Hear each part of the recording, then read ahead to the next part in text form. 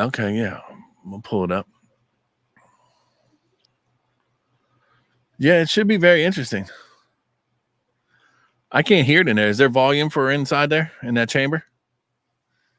Yeah, can you hear the feed right now? No. Oh, I'm sorry. I'm sorry. I had it on mute. Here it is right here. So the guy from AP, he's just kind of announcing like Joe Biden, he tripped and fell. They're helping him up. They're about to get him in there. Yeah, he'll be there in a minute.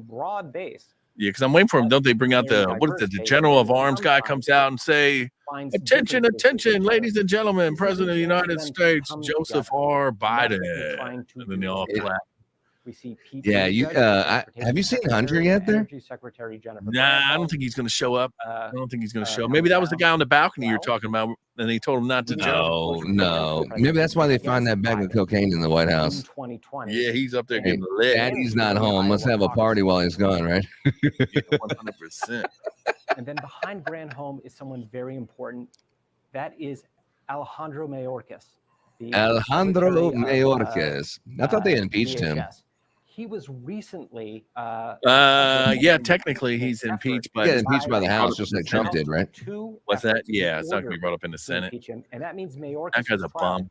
Could go before Pete Buttigieg is there. He a bum. Buttigieg. House Chief of Oh, Staff. bums. Which way I gotta go? This way in the middle? Is that what Zients you're has trying to been do? building up expectations for tonight. I think I'm right here. With a sense of passion. Near Zients is the veterans. I guess I'm gonna drink during this. Did we turn this into I'm gonna turn this into a drinking game. We have 101. It was 102 people watching. So let's hear some comments. Let's see what you got to say about what you expect tonight from Joe Biden in the State of the Union address. Do you think he's going to inspire confidence, or do you think there's going to be more question marks as America moves towards the presidential election in November? While taking care of her daughter in daycare.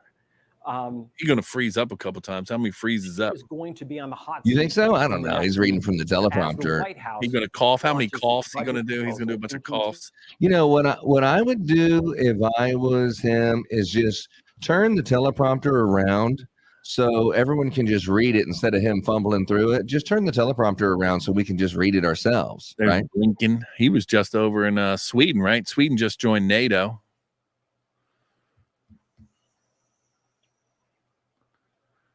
There's a bunch of heavy hitters, but none like the president who is about to make the grand entrance here in just a second. Did they say who's staying home? Does anybody know who's the designated stay-home person? Oh! Just in case something like what was that TV show on Netflix? Kiefer Sutherland, what was that, 24 or something? Yeah, I think not 24 is the one. I forget what it was. But yeah, Netflix. If you know what I'm talking about, put it in the comments.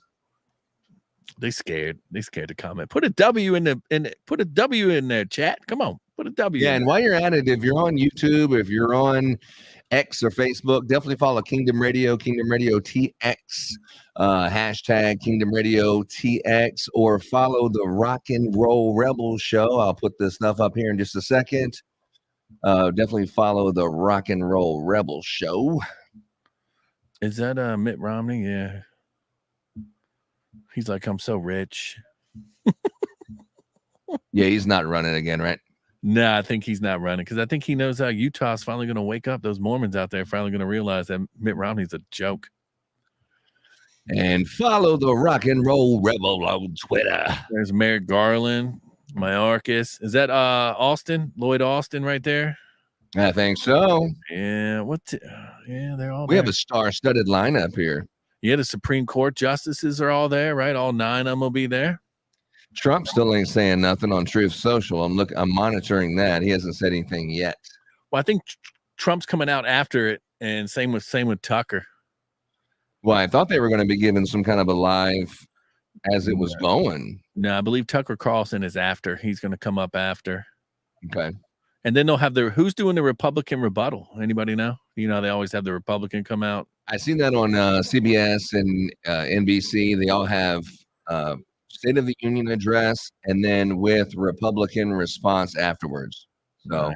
I don't know if they're going to, I doubt they're going to put Tucker Carlson in there, but I think most of the world will be watching Tucker Carlson and then looking at Truth Social to see what Trump has to say about it. If Trump says anything on Truth Social, I'll definitely have this right here live. Oh, Where's Trump. Biden at, baby? Where's Biden? He's 6 minutes late. He's 6 minutes late. Are they opening the doors yet? They're calling him right now. Oh, they're cheering. Let's go live. Let's give me some volume. Let's go live. Here we go.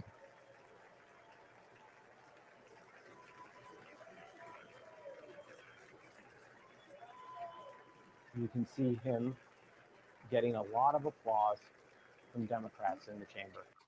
Speaker Johnson is also standing up there and applauding for the president as he very slowly makes his way down the aisle. Trash. Members. Welcome, Joe Biden, to the show. How's he looking? He got a CPAP marks on. I don't know. I think he's saying hello. Everyone's kind of giving him some words of encouragement as he makes his way to the stage. How juiced do you think they juiced him up? Oh, you think he had a little steroids or something? They definitely had to juice him. What his policies? Nah. Yeah, they gave him some B12 or something, you know. Maybe. Probably gave him a bar or two. Do you think when he's done speaking to this guy right here, he's going to ask which way is the stage? Oh, 100%. This is a man at home. 100%. He might fall. No way. What's the over under? What's the over under? Back in 1983, 50-50. Senator, he delivered the Democratic response. He's like, hey, I don't know your name, but thanks for voting for me. It was a very unique response. Chuck Schumer back there. I can't stand Chuck Schumer. A suit jacket on and standing up in his office. He had his aides working behind. I think he's just trying to make his way slowly to the stage to show that he does have support in Capitol Hill. People do like him. It's hard for him to go anywhere. He's just so popular, amongst everyone at Capitol Hill. I think that's what they're trying to show right here as he shakes every single person's hand in the audience that's willing to shake his hand. Yeah, well, he comes down the Democrat side. This also might be a plan so he doesn't trip and fall, to have a bunch of people hold on to him as he goes by, like Weekend at Bernie's. What's that 153? I've seen someone else have that same 153. What's that 153 representing? I'm not sure, man. I've seen a chat. Let me find what's that 153 mean. See, Biden is still. So I saw someone else with that same 153. Chuck Schumer, the New York there's someone in the MAGA hat, 45. Is that Marjorie Taylor Greene? Oh, yeah. See, I guess she wants him to say her name. The Lake and Riley lady. Biden's going in for. He's sniffing hair and kissing girls, so he's doing good. It's been 3 minutes for him since I think he came in just to get this far down the aisle. You think they do this on purpose so he can't fall? No, yeah, they're trying to help him up. Like one person holds his shoulder, like passing him up, like crowd surfing. Like,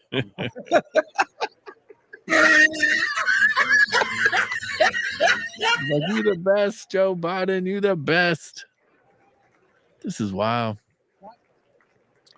Hopefully, this is his last one. Right in front of Biden right now is Republican Marjorie Taylor Greene. Come on, we got 115 people watching. Let's hear a comment.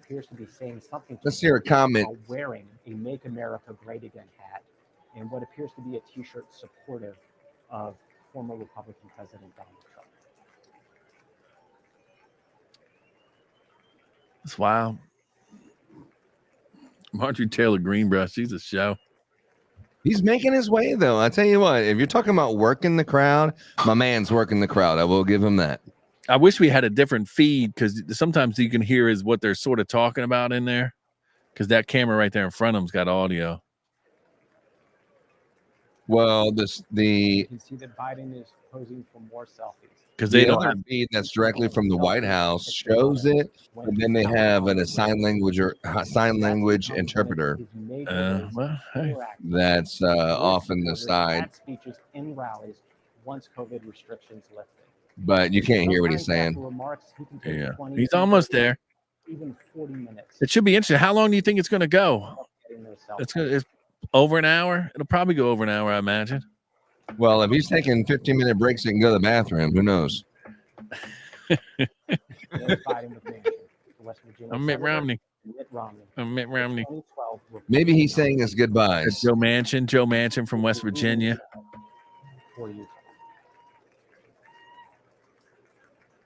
Why does Chuck Schumer walk all the way down with him? He's holding him up, dog. Weekend at Bernie's type stuff. Chuck Schumer's an evil man. Do you remember when we made that graphic? Let me see if I got it. That graphic, Weekend at Biden's.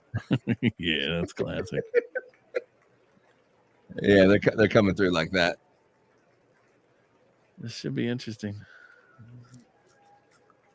Yeah, they got a full sign language. Let me see if I have. Let's see the backup feed. No, I mean this one's fun. It's just when the guy pops up, it'll be very interesting. When I guess he's going to talk immigration, right? He's going to talk about the economy, how it's doing so good. How I highly doubt he's going to mention anything about immigration. He's not going to say one word about immigration. I mean, because the border's out of control, inflation's out of control. I mean, he's trying to grab a phone. He don't know what he's doing. Look what he's hitting the wrong button on the iPhone. Oh, this gray one. Probably got the camera backwards.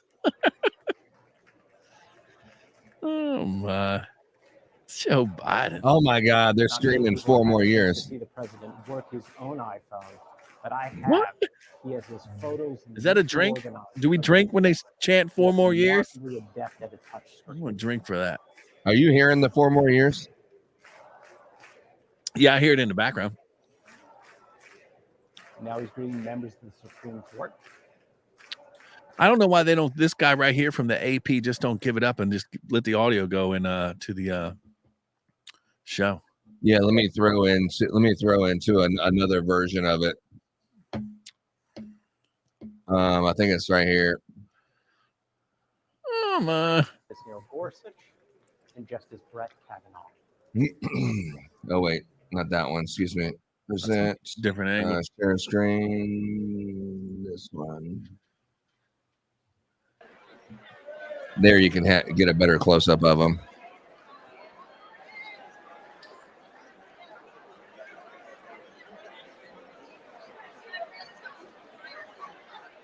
He's working the crowd, bro. I will give him that. He's working the crowd. Yeah, that's what they all do. There's Nancy. She's got her big heavies covered up. Is it her turn to hold him up for a little bit? Yeah. Oh, is that? I think is that the transgender general? Something? I know, that's exactly what I was thinking. That looks like I guess a guy would be nice. It is what it is, I guess, these days. Remember, I just saw the meme the other day. Remember Jim Carrey on what was the with Keenan Ivory Wayans in Living Color? Remember he used to dress up as like that bodybuilder in the bikini and all that? Oh, you talking about where he's like, "Hi, I'm Vera." And he was like, and now that's 2024 now. Yeah, that's 2024 now. It's wild. 30 years ago.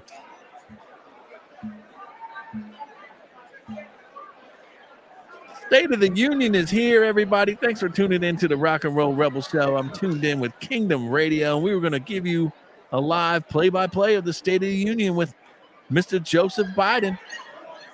Oh, I seen you just went live on YouTube. Yeah, I've been up there for a minute. 13 minutes ago. Here he is.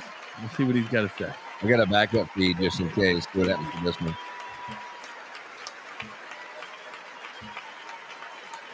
I'm surprised he didn't give it to Kamala first. This is wild, man. Yeah, just put the big feet in there.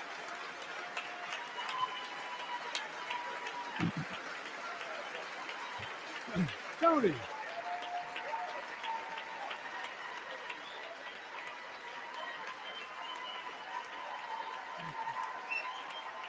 If I stop camera, He's getting like a standing ovation, bro. Everyone's like cheering about how great he's doing.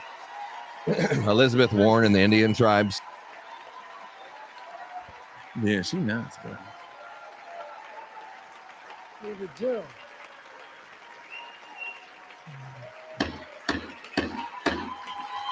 Bring that gavel, baby.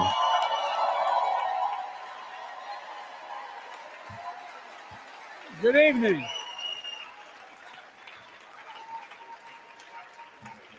Good evening. If I were smart, I'd go home now. Yeah, pretty much.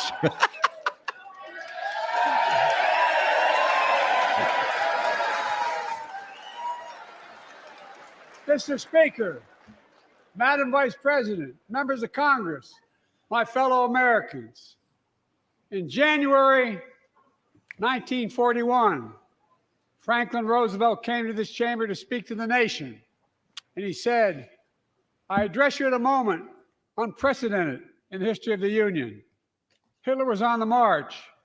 War was raging in Europe. President Roosevelt's purpose was to wake up Congress and alert the American people that this was no ordinary time. Freedom and democracy were under assault in the world. Tonight, I come to this same chamber to address the nation. Now, it's we who face an unprecedented moment in the history of the Union. And yes, my purpose tonight is to wake up the Congress and alert the American people that this is no ordinary moment either. Not since President Lincoln and the Civil War have freedom and democracy been under assault at home as they are today. What makes our moment rare is that freedom and democracy are under attack both at home and overseas at the very same time. Overseas, Putin of Russia is on the march, invading Ukraine and sowing chaos throughout Europe and beyond. If anybody in this room thinks Putin will stop at Ukraine, I assure you he will not. That's a lie. Yeah, that's a damn lie. Oh, they're standing. Oh, But my. Ukraine, Oh, my. You know, you can tell when he's Ukraine lying. can His stop lips is Putin. moving. Look at this dumb motherfucker. Ukraine can stop Putin if we stand with Ukraine and provide the weapons that needs to defend itself.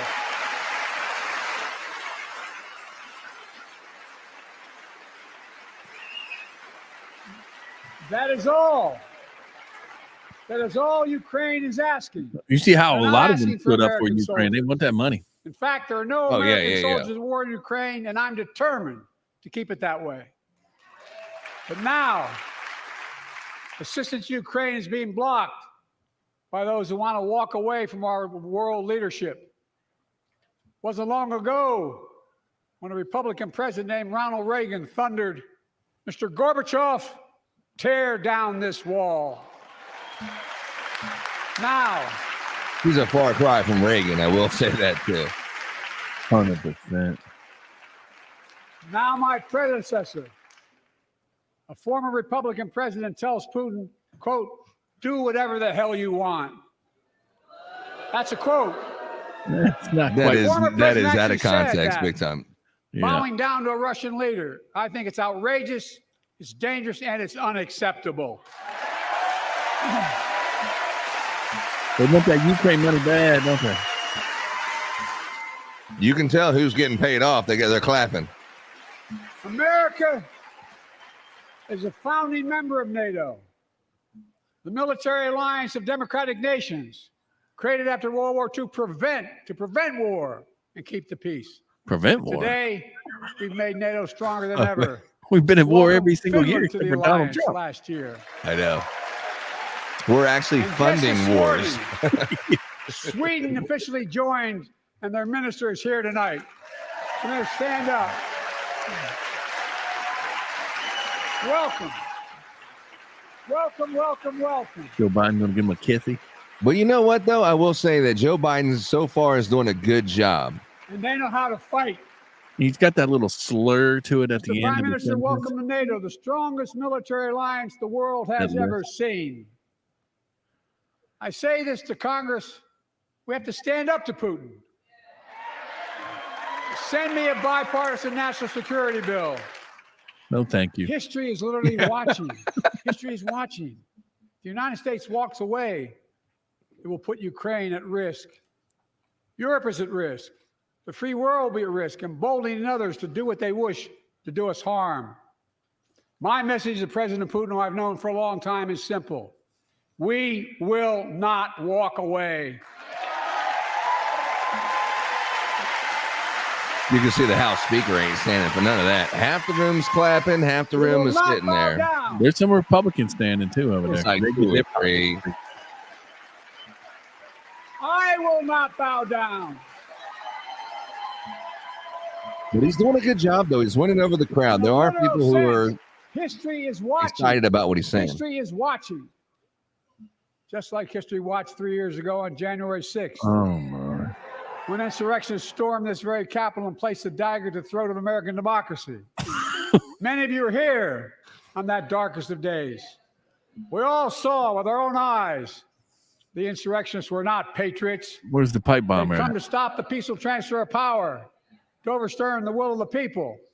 January 6th lies about the 2020 election and the plots to steal the election posed a gravest threat to U.S. democracy. I struggled on that read. War. Oh, they stole But the they election. failed. You know it.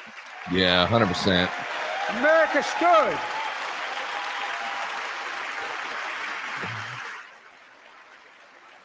You can see the House Speaker just sitting there like, America okay, stood whatever. strong, and democracy prevailed. We must be honest. The threat to democracy must be defended. My predecessor and some of you here seek to bury the truth about January 6th. He won't say his name, I huh? will not do that. He might. This is the moment to No, speak maybe the not. truth and to Keep bury saying the lies. President. Here's the simple truth. You can't love your country only when you win.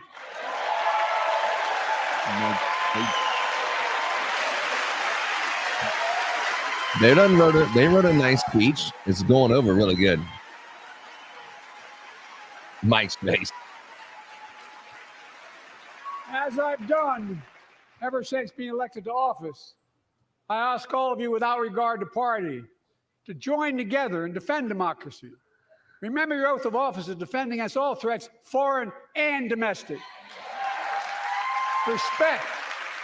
Respect free and fair elections, restore trust in our institutions, and make clear political violence has absolutely no place in America, zero place. Again, it's not hyperbole to suggest history is watching. We're watching. Your children and grandchildren will read about this day and what we do. History is watching another assault on freedom. Joining us tonight is Latoya Beasley, a social worker from Birmingham, Alabama.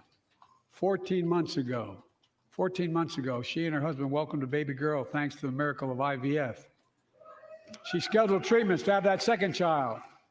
The Alabama Supreme Court shut down IVF treatments across the state, unleashed by a Supreme Court decision overturning Roe v. Wade.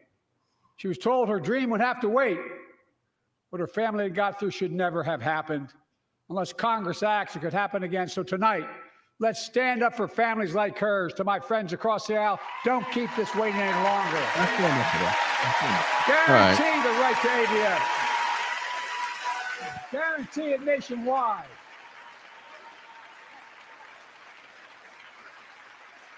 There's a lot of people that have to get babies that way. You know what I'm saying? Yeah. I'm down with that. Yeah, it makes sense. Like most Americans, I believe Roe v. Wade got it right. Roe. Thank Vice President Harris for being an incredible leader, defending reproductive freedom. And so much more. I think we should arm the baby, arm the unborn.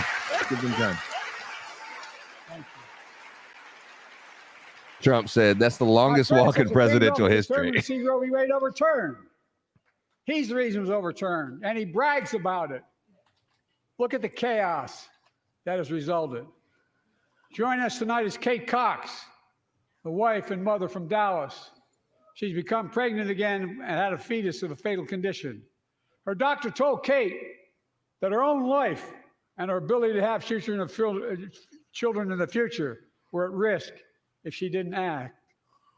Because Texas law banned her ability to act, Kate and her husband had to leave the state to get what she needed. What her family got through should have never happened as well, but it's happening in too many others. There are state laws banning the freedom to choose, criminalizing doctors, forcing survivors of rape and incest to leave their states to get the treatment they need. Next to her. So Many of you in this chamber and my predecessor are promising to pass a national ban on reproductive freedom. My God, what freedom else would you take away? Look, it's a decision to overturn Roe v. Wade. The Supreme Court majority wrote the following, and with all due respect, justices, women are not without electoral power. Electoral or political power. You're about to realize just how much. even Kamala's like, man, what is this dude talking about? We give it back to the states. That's where it should belong. The federal government should have control of abortion.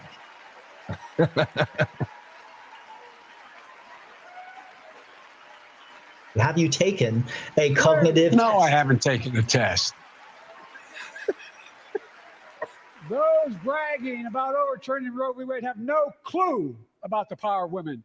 But they found out when reproductive freedom was on the ballot. We won in 2022 and 2020, and we'll win again in 2024. Oh, here comes the call. Got a drink.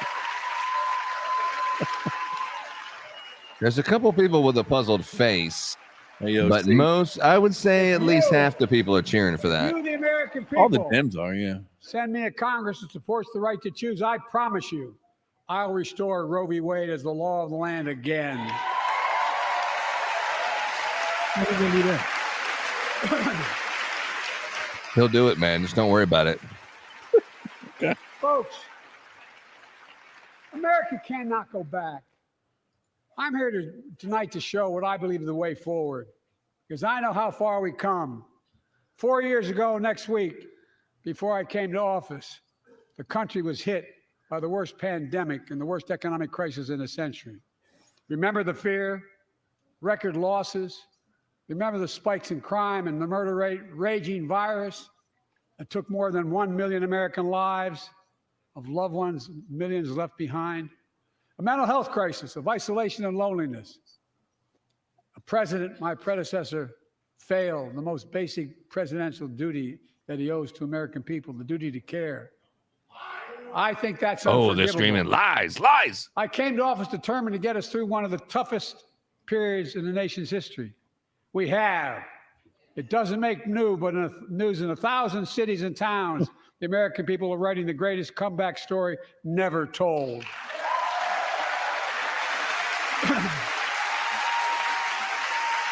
Kind of boring of a speech. So let's tell the story here. Tell it here and now. America's comeback is building the future of American possibilities, building an economy from the middle out and the bottom up, not the top down. Investing in all America, in all Americans, to make sure everyone has a fair shot. We leave no one behind. The pandemic. What happened? Froze up. Oh my. So far, my takeaway from the speech till we get the audio corrected. Kind of boring. Yeah. Folks, I inherited economy is on the brink.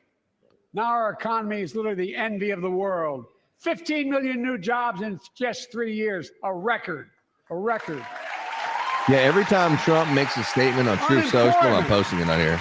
Right. Yeah. At 50-year lows.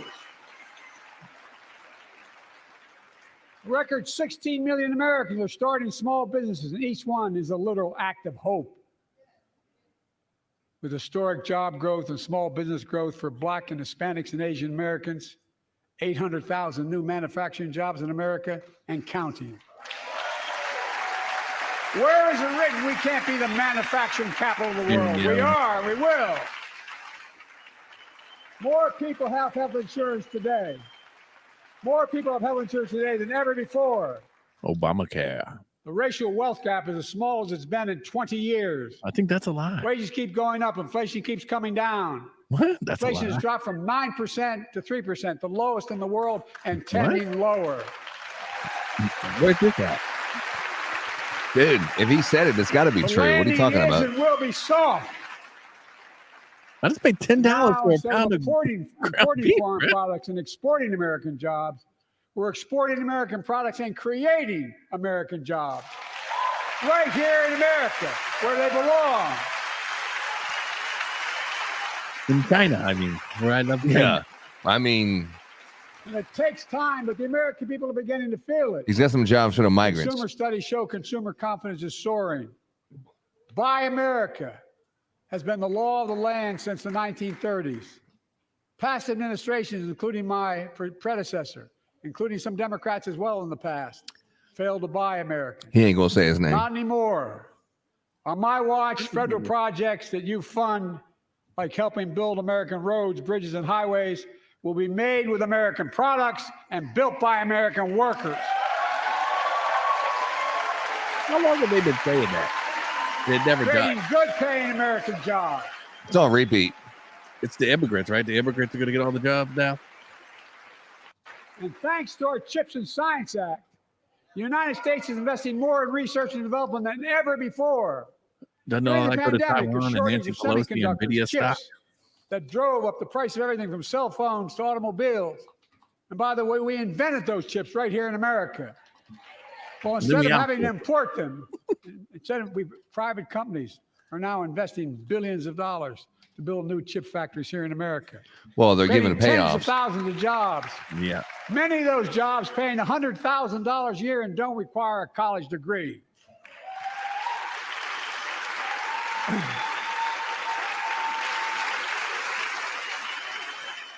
In fact, my policies have attracted $650 billion in private sector investment in clean energy, advanced manufacturing, creating tens of thousands of jobs here in America.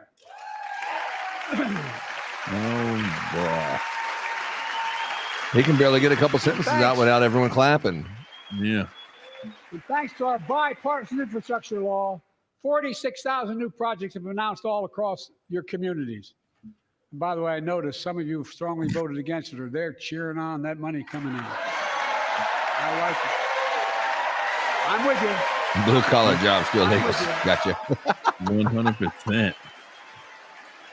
If any of you don't want that money in your district, just let me know. He'll be glad to take it. Modernizing our roads and bridges, ports and airports, public transit systems. Removing poisonous lead pipes so every child can drink clean water without risk of brain damage. Brain damage. Providing affordable high-speed internet for every American, no matter where you live, urban, suburban, or rural communities, in red states and blue states. Record investments in tribal communities. Because of my investment in family farms, because I invested in family farms led by my Secretary of Agriculture, who knows more about this than anybody I know, we're better able to stay in the family for those farms and their children and grandchildren won't have to leave home to make a living. It's transformative. He invested in family farms. What? Belvedere, Illinois. I don't know what he was talking Home about. to an auto plant for nearly 60 years. Before I came to office, the plant was on its way to shutting down. Thousands of workers feared for their livelihoods. Hope was fading. Then I was elected to office and we raised the Belvedere repeatedly with auto companies knowing unions would make all the difference. The UAW worked like hell to keep the plant open and get these jobs back, and together we succeeded. Instead of auto factories shutting down, auto factories reopening, and new state-of-the-art battery factories being built to power those cars there at the same. All the manufacturers are going away from electric cars now. What do you think Trump's doing right now? Taking notes? He's probably watching it, and he probably has The people folks in next to him Belvedere, I'd tweeting say, while he instead of says your stuff. town being left behind, Or on Truth the Social. community is moving forward No, again. he's not saying nothing on truth. Because instead of watching auto jobs of the future go overseas, 4,000 union jobs with higher wages are building the future in Belvedere right here in America. It all sounds good on talk like that, but then when you go to these cities, it's like one plant. You know what I'm saying? It's not helping out the whole community. Here tonight is UAW President Shawn Fain, a great friend and a great labor leader. Shawn, where are you? Stand up.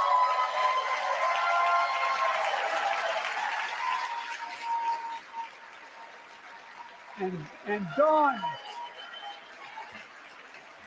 Dawn Sims, a third generation worker, UAW worker at Belvedere. Shawn, I was proud to be the first president to stand on the picket line. And today, Dawn has a good job in her hometown, Now Biden's at providing picket. stability for her family. He's and pride appealing and to the dignity as farmers. He's well. investing. He's Showing once again, the union Wall workers, Street auto. didn't build America. They're not bad guys. They didn't build it, though. He's hitting all the Middle talking class built points. the country, and unions built the middle class.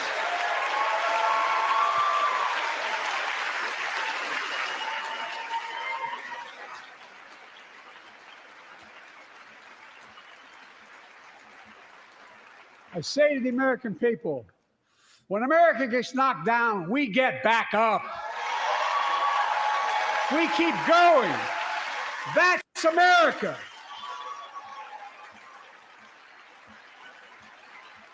That's you, the American people. It's because of you America's coming back. It's because of you our future is bright. It's because of you that tonight we can proudly say the state of our union is strong and getting stronger. Do you think this speech was made this way so to have all these pauses and claps so it could seem like it's longer than what it really is? I think these speeches are usually like this. They say a few words and people clap.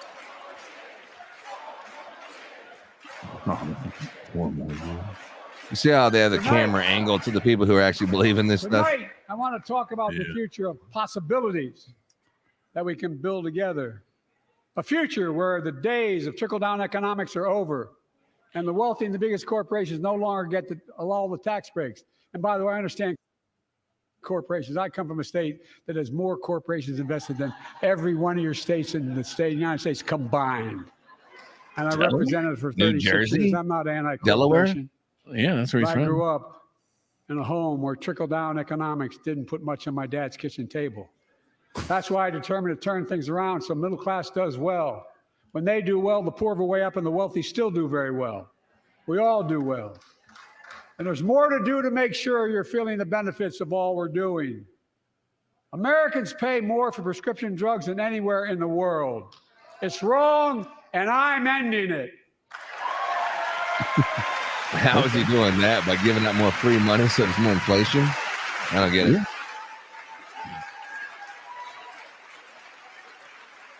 With the law that I proposed and signed, not one of you Republican buddies voted for it. We finally beat Big Pharma. Instead of paying $400 a month or thereabouts for insulin with diabetes, and it only costs $10 to make, they only get paid $35 a month now and still make a healthy profit. Didn't he raise insulin when he came in? Trump had it at $10, and then he got rid of that bill, and then went up. What to do next? I want to cap the cost of insulin at $35 a month for every American in Egypt. Everyone. Every American in Egypt?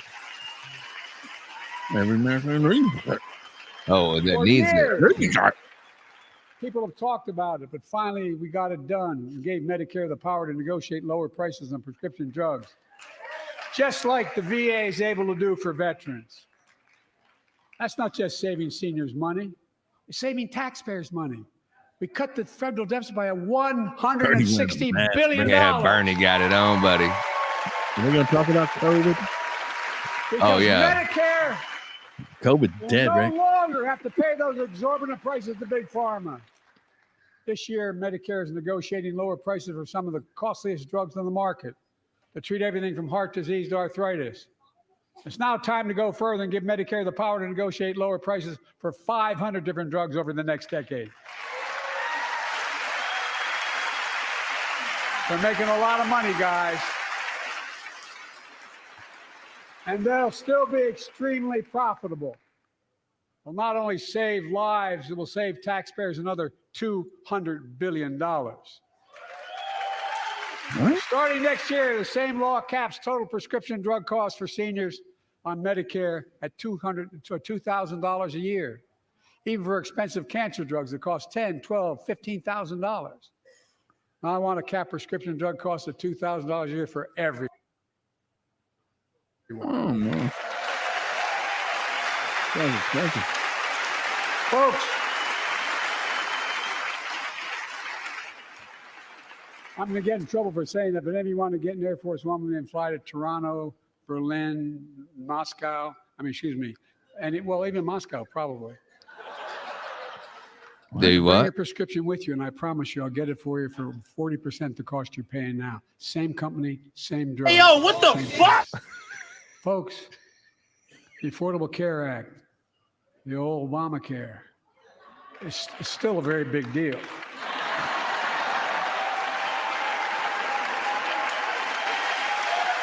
They put a few Democrats on the front row, so it looks like everyone's cheering, sort of. Yeah, the Dems, they just show the camera from the Dems on the left-hand side. All the Republicans are on the right. But there's like 2 rows of Democrats in the front of the Can Republicans. no longer be denied health insurance because of pre-existing condition. Well, my Preexisting- predecessor, and many in this chamber want to take this prescription drug away by repealing Affordable Care Act. I'm not going to let that happen. We stopped you 50 times before, and we'll stop you again. In fact, I'm not only A bunch of just protecting it, I'm rambling stuff. expanding it. None of this is going to happen. None of it's going to pass, We whatever you're enacted trying to tax do. credits of $800 per person per year, reduce healthcare costs for millions of working Sounds like families. he's going to raise taxes. That tax credit Oh, expires they already talked next about year. that. I want to make that savings permanent.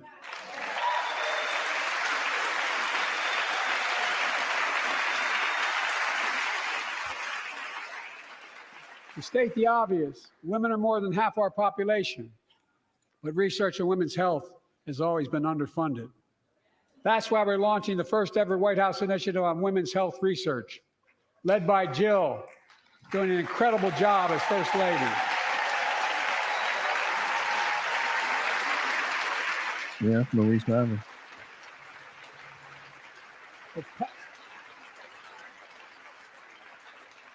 So pass my plan for $12 billion to transfer women's health research and benefit millions of lives. It was all $12 across billion America. of taxpayers' money for women's research. I know the we already cost of have that. housing is so important to you.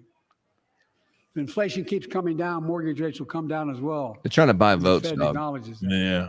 But And I'm raise not taxes, waiting. it seems like. Just spend I money. want to Let's just provide an spend more annual money. tax credit that will give Americans $400 a month for the next 2 years as mortgage rates come down, to put toward their mortgages when they buy their first home or trade up for a little more space. Just for 2 years. He's giving Americans $400 a month. $400 a month for 2 years if they buy a home or trade up to a home. So, I mean, most And people my already do. administration is also eliminating title insurance on federally backed mortgages. Sounds communist to me. When you refinance your home, you can save $1,000 or more as a consequence. What? For millions of renters, we're cracking down on big landlords who use antitrust law, who break antitrust laws by price fixing and driving up rents. We've cut red tape so builders can get federally financing, which is already helping build a record 1.7 million new housing units nationwide. Yeah, they're Now all built by pass. illegals. Yeah. Now pass and build and renovate 2 million affordable homes and bring those rents down.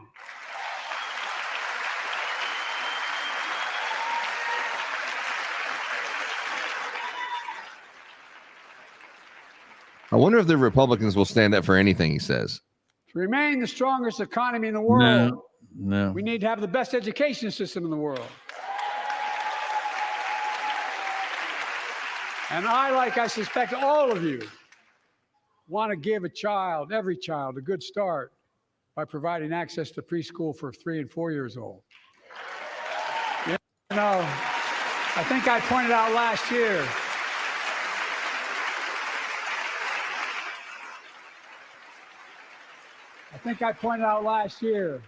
that children coming from broken homes where there's no books, they're not read to, not spoken to very often, start school, kindergarten, or first grade, having heard a million Trump fewer would get rid words of that spoken. COVID stuff, bro.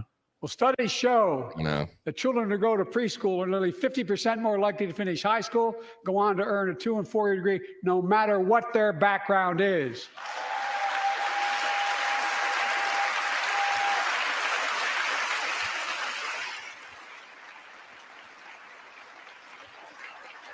I met a year and a half ago with the leaders of the Business Roundtable.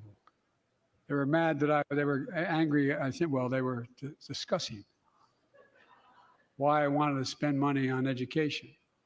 I pointed out to them as vice president, I met with over 182 of those folks. Don't hold me to the exact number.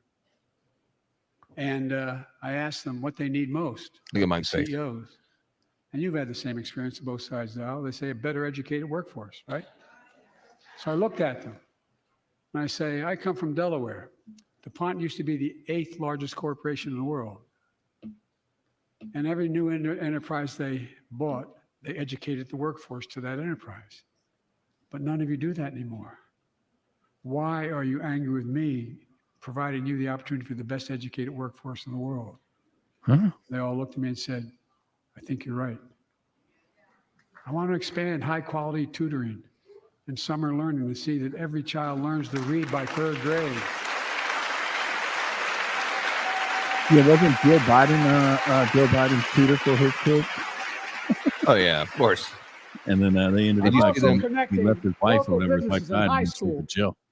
So students get hands-on experience and a path to good paying job, whether or not they go to college. And I want to make sure the college is more affordable. Let's continue increasing the Pell Grants to working and middle-class families and increase record investments More taxes. in HBCUs and minority-serving institutions, including Hispanic institutions.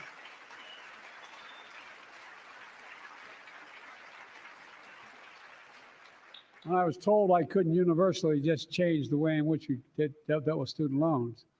I fixed 2 student loan programs that already existed to reduce the burden of student debt. But he can't fix the for border nearly that was already 4 fixed. million Americans, including nurses, firefighters, and others in public service.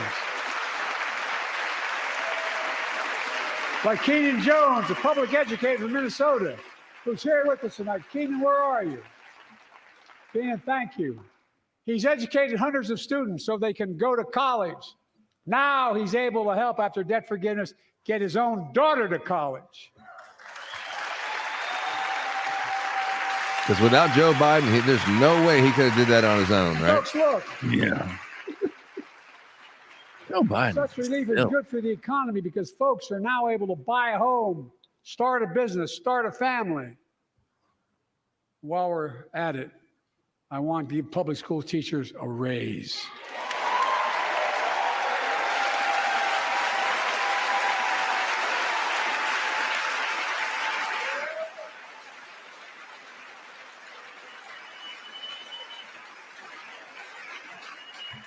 And by the way, the first couple of years, we cut the deficit.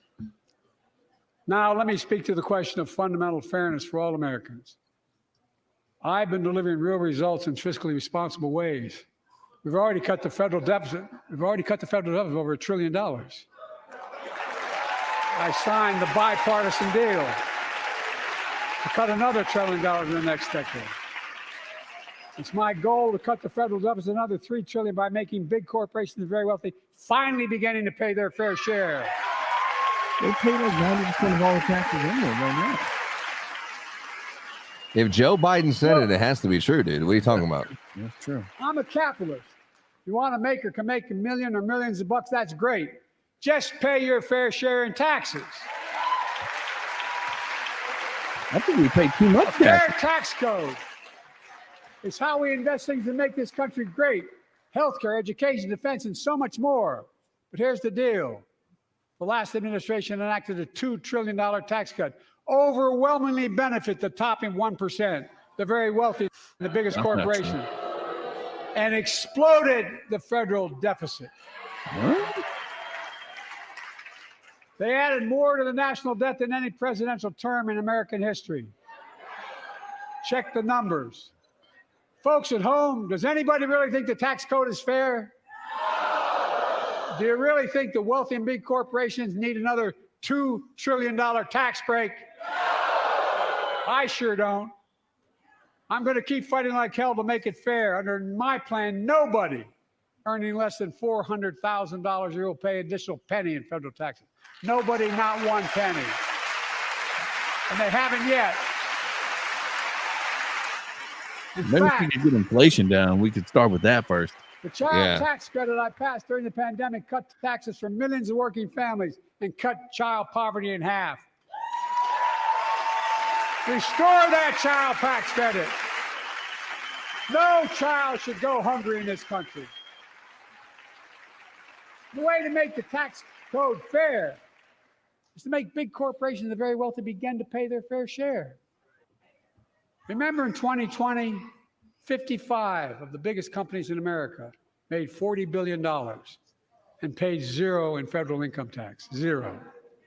Not anymore. He's like Robin Thanks to the Hood. law I wrote and we signed, big companies have to pay a minimum of 15%.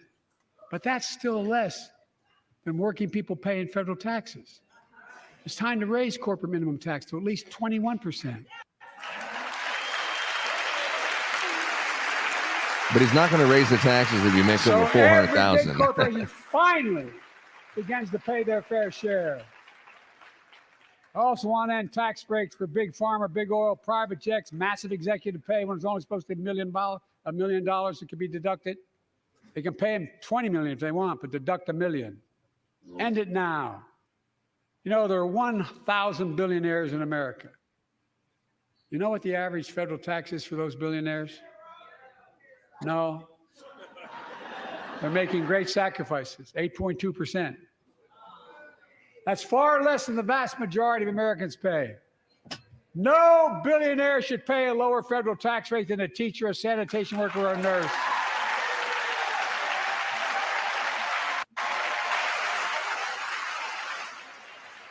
I mean, half the audience is eating this up. They really are. They're clapping and they're happy, it looks like. Minimum tax Yeah, they were probably for told we're billionaires gonna of give them a 25%, speech and just just clap away. 25%. You know what that would raise? That would raise $500 billion over the next 10 years. And imagine what that could do for America. Imagine a future with affordable child care. Millions of families can get they need to go to work to help grow the economy. Imagine a future with paid leave, because no one should have to choose between working and taking care of their sick family member.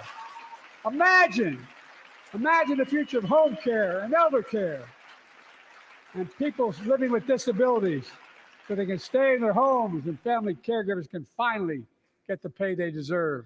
It's the White House Senior Tonight, Living Center. Let's all agree once again to stand up for seniors. Many of my friends on the other side of the aisle want to put Social Security on the chopping block. If anyone here tries to cut Social Security, Medicare, or raise the retirement age, I will stop you.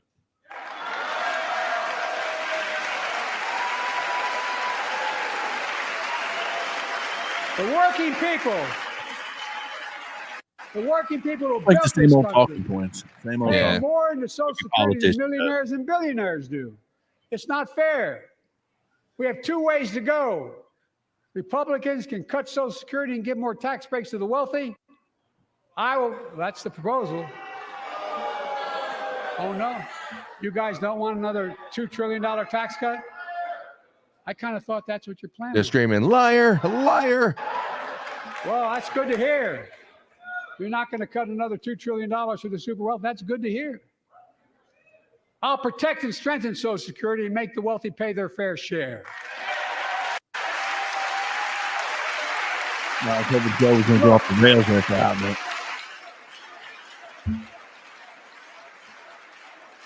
Too many corporations raise prices to pad their profits, charging more and more for less and less.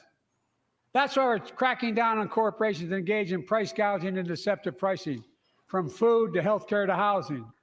In fact, the snack companies think you won't notice if they change the size of the bag and put a hell of a lot fewer, same size bag, put fewer chips in it. No, I'm not joking, bro. It's called shrinkflation. Pass Bobby Casey's bill shrinkflation. and stop this. I really mean it. It's all the grocer's fault. They're raising prices for no reason. That's what he's saying, right? The restaurants are charging too much when they don't have to. They're just gouging for no reason. You probably all saw that commercial on Snickers bars. Not going anywhere for a while. You get to charge the same amount, and you got about, 10% fewer Snickers in it. Look, What I'm the also hell is he getting rid of talking Yeah, those or else fees. they'd have to raise that Those pack hidden of fees. Snickers up to $10. At the end of your bill, they're there without your knowledge. My administration announced we're cutting credit card late fees from $32 to $8. how about no dollars? Banks and credit card companies are allowed to charge what it costs them to instigate the collection. And that's a hell of a lot, like $8 and 30 some dollars. They don't like it. Credit card companies don't like it. But I'm saving American families $20 billion a year with all the junk fees I'm eliminating. Folks at home, that's why the banks are so mad. It's $20 billion in profit. I'm not stopping there. My administration has proposed rules to make cable, travel, utilities, and online ticket sellers tell you the total price up front so there are no surprises. It matters. It matters. And so does this. In November, my team began serious negotiation with a bipartisan group of senators. The result was a bipartisan bill with the toughest set of border security reforms we've ever seen. Oh, you don't think so? Some blank faces on the left there. Bill, huh? On the left side of his That audience. conservatives got together and said it was a good bill? I'll be darned. That's amazing. That bipartisan bill would hire 1,500 more security agents and officers, 100 more immigration judges to help tackle the backload of 2 million cases, 4,300 more asylum officers, and new policies so they can resolve cases in 6 months instead of 6 years now. Come on, close the border. No, he ain't gonna talk about the border, dog. What do you get? That's He off wants to limits. just hire more agents to process more immigrants. He put a lot of fencing around the White House. I've seen that. 100 more Yeah, high-tech why they drug put fence detection around the White machines House? to significantly increase the ability to screen and stop vehicles smuggling fentanyl into America. That's killing thousands of children. This bill would save lives and bring order to the border. It will also give me and any new president new emergency authority to temporarily shut down the border when the number of migrants at the border is overwhelming. The Border Patrol Union has endorsed this bill. The Federal Chamber of Commerce is, yeah. You're saying low. Look at the facts. I know. Oh, they're all shaking their head now, bro. He should have never mentioned the I know you know border. how to read. Yeah.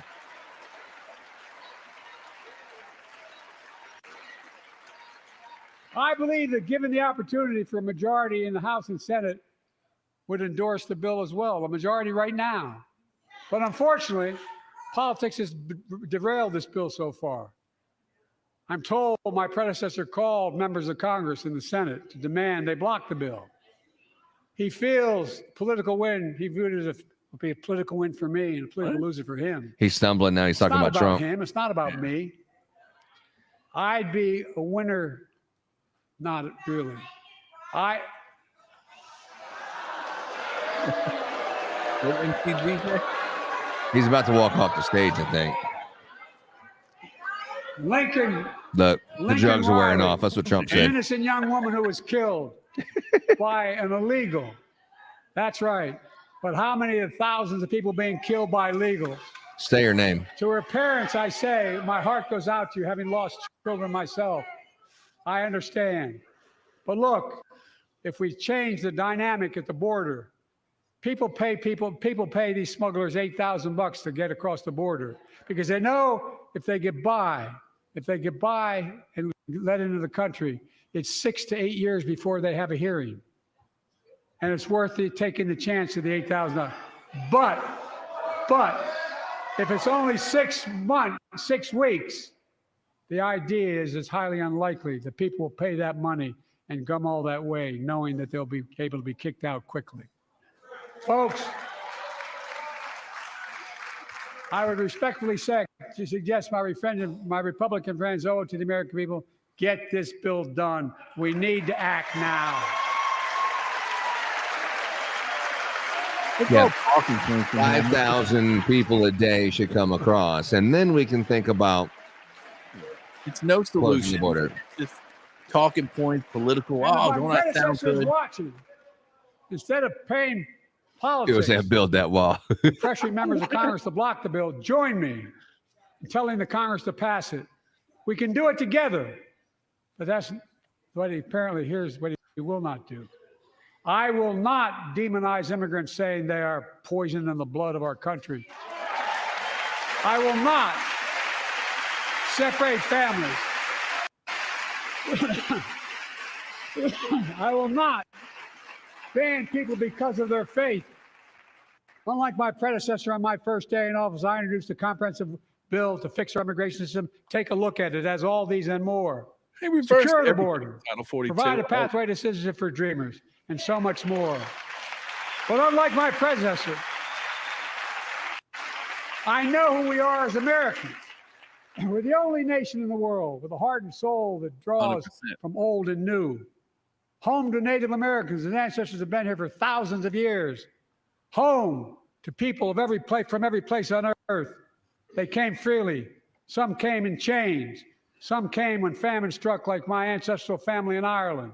Some to flee persecution, to chase dreams that are impossible anywhere but here in America. That's America. And we all come from somewhere, but we're all American. He back to coughing. Yeah. That's what Trump said. He always coughing. That's what Trump said. Look, folks, we have a simple choice.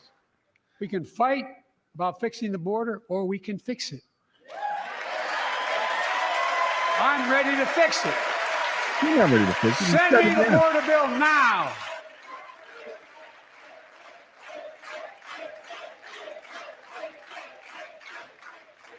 A transformational moment. He definitely got it fixed. He got it wide open. 59 years ago today. He got a door Selma, stopper. Alabama. You can keep it open.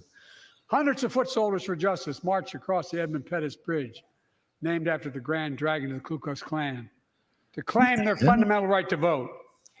You got to They were bring race beaten. into it, dog. You got They to were pull the bloody. race card. Conquer and Left divide. for baby. dead. Yeah, man.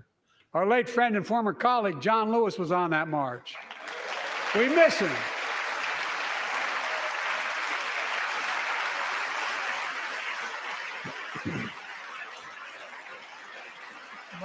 Show the Joining us lady. tonight, Show the lady. Show her. There she is. Is that his wife or another something?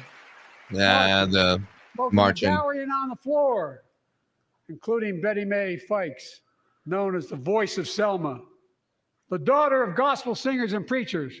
She sang songs of prayer and protest on that bloody Sunday to help shake the nation's conscience.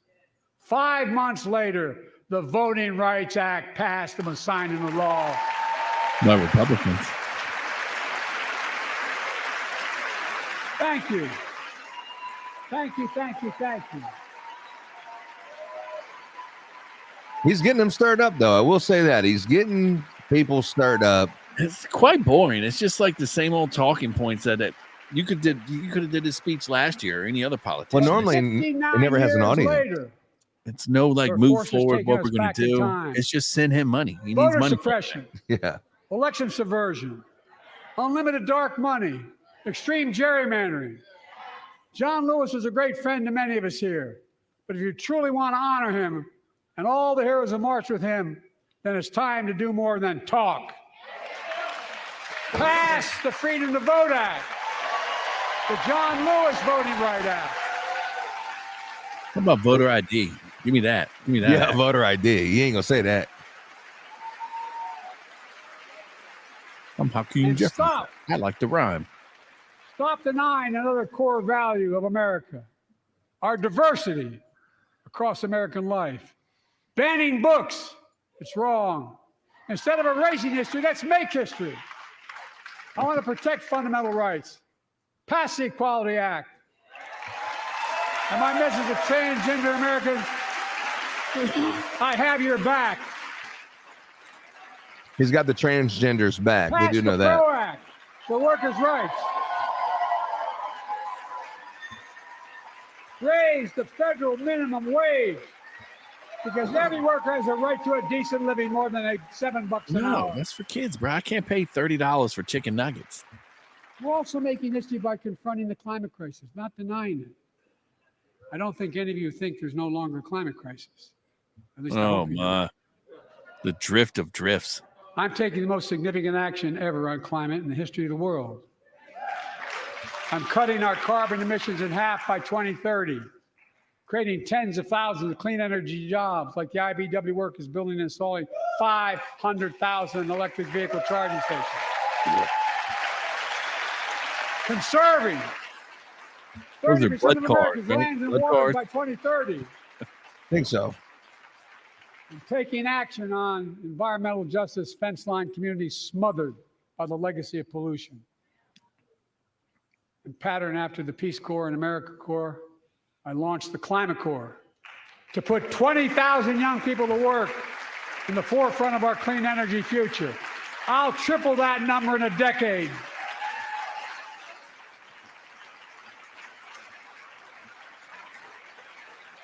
He wanted to be around for a decade. To state the obvious, all Americans deserve the freedom to be safe. And America is safer today than when I took office. Cow farts. The year before I took office, murder rates went up 30%. 30% they went up. What was that? The biggest increase in history. It was then, through my American Rescue Plan, which every American voted against, I might add. That dude screaming? We made the largest Something about the investment Marines, I in thought. public safety ever. Last year, the murder rate saw the sharpest decrease in history. Violent crime fell to one of its lowest levels in more than 50 years. But we have more to do. We have to help cities invest in more community police officers. They got the National more mental Guard in the health subway workers, in New York more City. community violence intervention. Oh, that's not for crime. That's something else. Control to crack down on gun crime, retail crime, and carjacking. What? Keep building trust, as I've been doing by taking executive action on police reform. I guess he's not thinking that the open borders aren't really affecting the crime. Directing my cabinet to review the federal classification of marijuana and expunging thousands of convictions for the mere possession, because no one should be jailed for simply using or have it on their record. Take on crimes of domestic violence. I'm ramping up the Federal Enforcement of the Violence Against Women Act that I proudly wrote when I was a senator. That's a good question. So we can finally end the scourge against women in America. True socials buffering.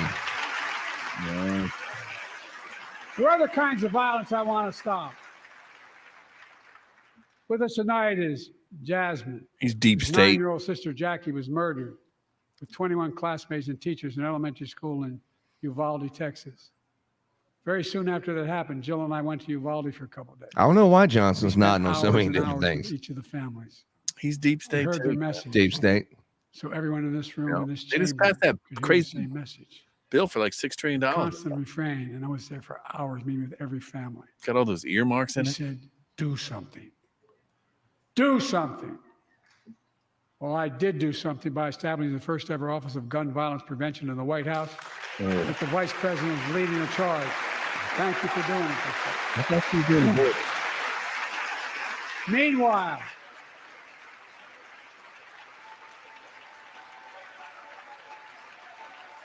Oh, we got some more protests going on up there. Yeah, pretty much. My predecessor told the NRA he's proud he did nothing on guns when he was president. Oof. After another shooting in Iowa recently, he said, when asked what to do about it, he said, just get over it. There's his quote, just get over it. When did he say that? I say, stop it. I don't know. What Stop it, stop it, stop it. Take all the guns from the good people and just the bad ones will I'm happen. proud we beat the NRA when I signed most significant gun safety law in nearly 30 years because of this Congress. We now must beat the NRA again. I'm demanding a ban on assault weapons and high-capacity magazines. Ooh. Pass universal background checks. Oh. You already had None background of check. this. None of this. His son lied The on his Second background Amendment check. for 12 years. None of this violates the Second Amendment or vilifies Dude, responsible what? gun owners.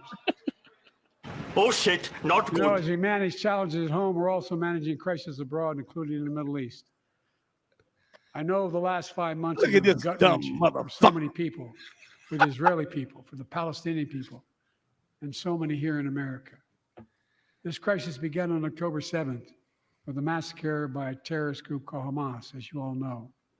1,200 innocent people, women and girls, men and boys, slaughtered after enduring sexual violence. The deadliest day for the Jewish people since the Holocaust. And 250 What? hostages taken. Here in this chamber tonight, We want to give our money to families whose loved ones are still being held by Hamas I pledge to all the families that we will not rest until we bring every one of your loved ones home. We also... We're not going to talk about that journal from Ukraine. There you go. There we go. Now we have two people standing and clapping. Kamala's looking over there like, hey, people are standing and clapping. That's the first thing he said. Look, Joe's surprised. We'll also work About the They're all Holocaust. around the blackmailed. They're all clock blackmailed. Jeffrey to Epstein. bring home Evan and Paul, Americans being unjustly detained by the Russians and others around the world. Israel has the right to go after Hamas. Hamas ended this conflict by releasing hostages, laying down arms, could end it by releasing the hostages, laying down arms, and surrendering those responsible for October 7th.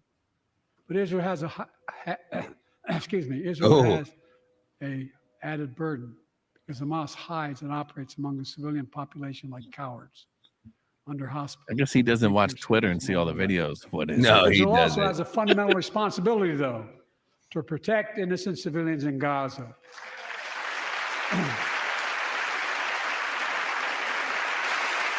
So we're going to This give Israel war- the missiles. And we're going to give the Palestinians food. That's interesting. Has taken a greater toll on innocent civilians than all previous wars in Gaza combined. More than 30,000 Palestinians have been killed, most of whom Says who? are not Hamas. Right? Thousands and thousands of innocents, women and children, girls and boys, also orphaned. Nearly 2 million more Palestinians under bombardment or displacement. Homes destroyed, neighborhoods in rubble, cities in ruin, families without food, water, medicine. It's heartbreaking. I've been working nonstop to establish an immediate ceasefire that would last for 6 weeks to get all the prisoners released, all the hostages released, to get the hostages home and ease the intolerable and humanitarian crisis and build toward an enduring, something more enduring. The United States has been leading international efforts to get more humanitarian assistance to Gaza. Tonight, I'm directing the U.S. military to lead an emergency mission to establish a temporary pier in the Mediterranean on the coast of Gaza. That's That not can going to go receive well. large shipments carrying food, water, medicine, and temporary shelters. Yeah, they're taking it. No U.S. boots will be on the ground. What? A temporary How are we gonna build a pier? will enable a massive increase in the amount of humanitarian assistance getting into Gaza every day. But they're taking the assistance. You've seen that on X. Trump said, what a contrast between Republicans Israel and must do its Democrats. part. Israel must allow more aid into Gaza to ensure humanitarian workers. Why don't you aren't just caught tell in the Israel to quit crossfire. bombing this innocent They're Palestinians? announcing they're going to have a crossing in northern Gaza. To the leadership of Israel, I say this: humanitarian assistance cannot be a secondary consideration or a bargaining chip. Protecting and saving innocent lives has to be a priority. As we look to the future, the only real solution to the situation is a two-state solution over time.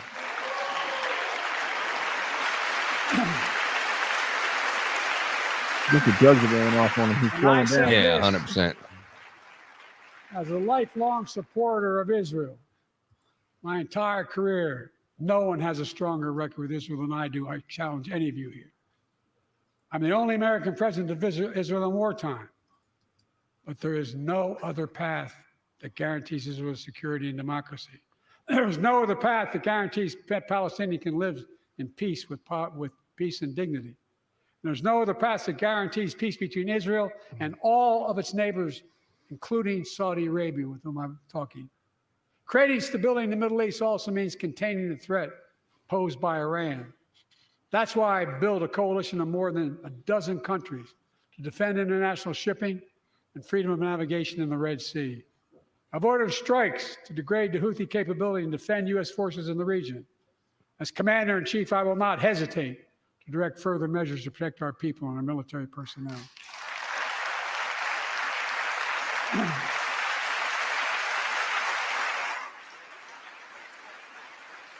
For years, I've heard many of my Republican and Democratic friends say that China is on the rise and America is falling behind. They've got it backwards. I've been saying it for over 4 years, even when I wasn't president.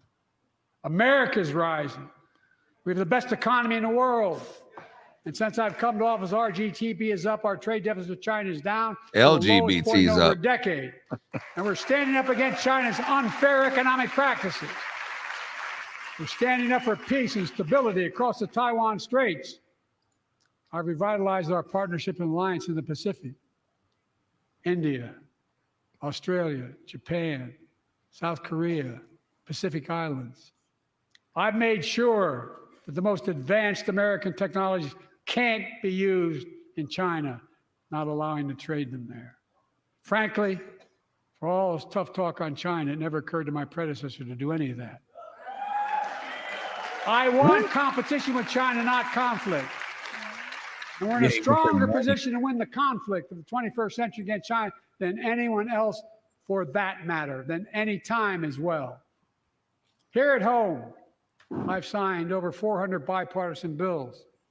There's more to pass my unity agenda. Strengthen penalties on fentanyl trafficking. You don't want to do that, huh? Pass bipartisan privacy legislation to protect our children online. Huh? Harness. He's talking about harness the Mark promise of Zuckerberg AI and to protect Facebook, us from Meta. peril. Ban AI voice impersonations and more.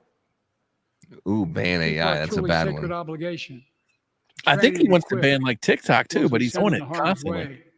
I know. Care for them and their families when they come home and when they don't.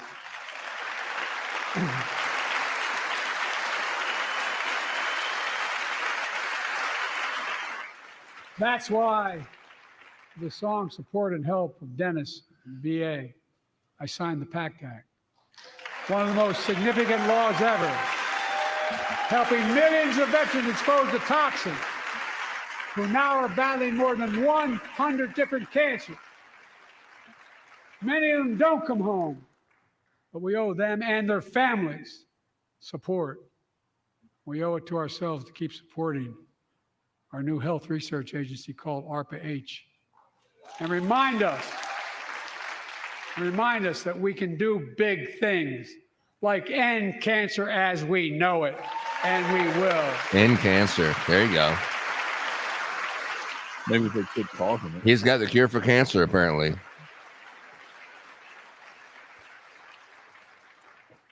Let me close with this. Yay! Yeah. I know you don't want to hear any more, Lindsay, but I got to say a few more things. I know it may not look like it, but I've been around a while. Yeah, that's true. When you get to be my age, certain things become clearer than ever. Queer than I know ever. the American story. Again and again, I've seen the contest between competing forces in the battle for the soul of our nation. Between those who want to pull America back to the past and those who want to move America into the future. My lifetime has taught me to embrace freedom and democracy, a future based on core values that have defined America: honesty, decency, dignity, equality, to respect everyone, to give everyone a fair shot, to give hate no safe harbor. Yeah.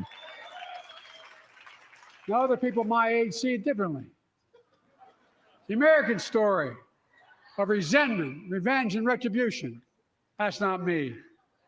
I was born amid World War II. He was when born in America World War stood II. for the freedom of the world. I grew up in Scranton, Pennsylvania, and Claymont, Delaware, among working class people who built this country. I watched in horror as two of my heroes, like many of you did, Dr. King and Bobby Kennedy, were assassinated. And their legacies inspired me to pursue a career in service. Oh, man. I left the law firm Dude, and became a what? public defender because my city of Wilmington was the only city in America occupied by the National Guard after Dr. King was assassinated because of the riots. And I became a county councilman almost by accident. I got elected to the United States Senate when I had no intention of running at age 29. Then vice president of our first black president. Now president to the first women vice president. These are black, these Indians.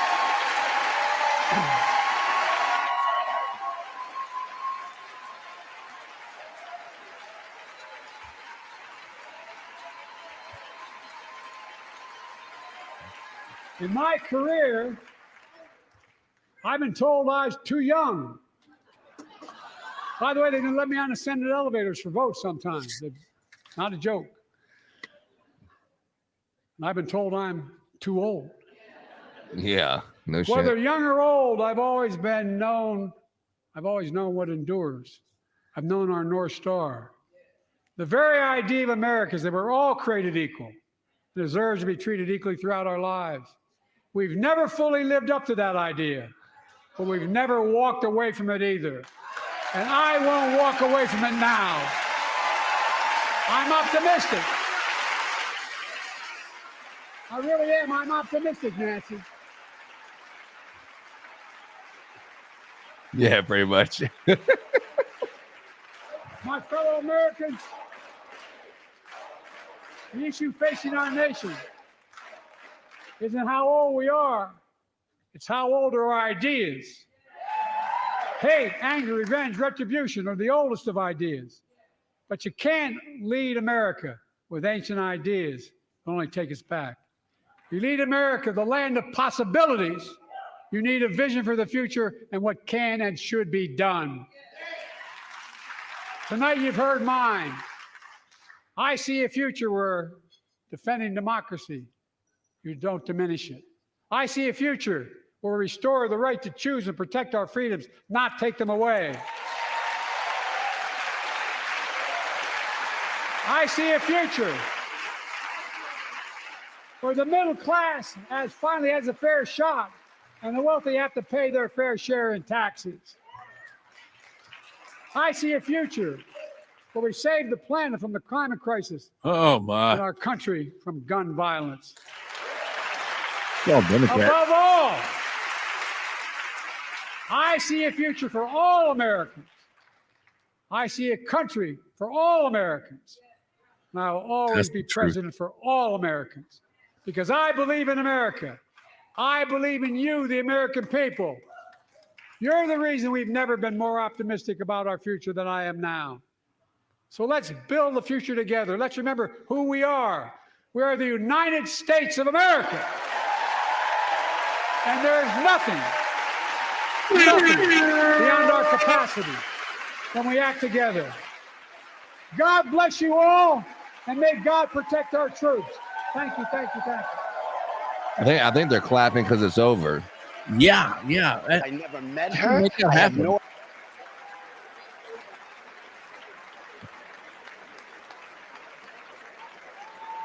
Oh shit, not good. Think he's gonna find his way off? Okay, he's walking this way. I'm curious to see. I mean, it's gonna go over well on all your liberal Mockingbird media. They're gonna say he was awesome. But yeah, I felt like he had a lot of parts where he's incoherent and he just wants more money for everything. He didn't really want to say he wanted to fix the border. So it's crazy.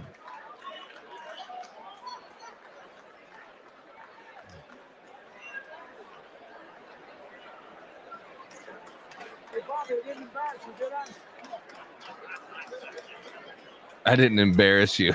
Yo, yeah.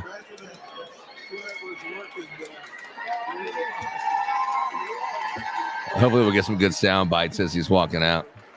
Yeah.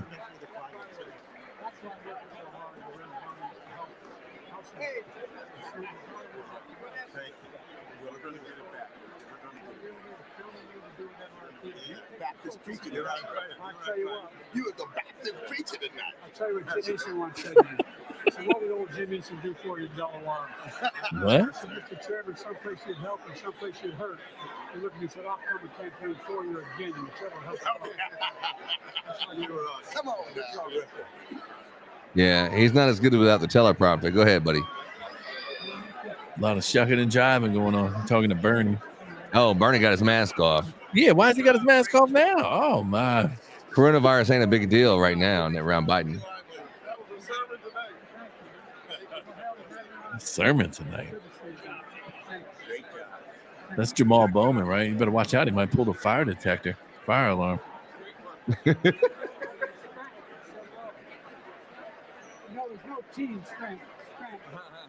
There's no T in Spanish.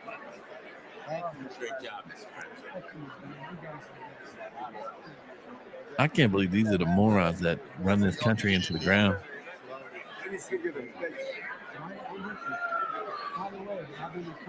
That guy wearing a Ukraine flag around his neck?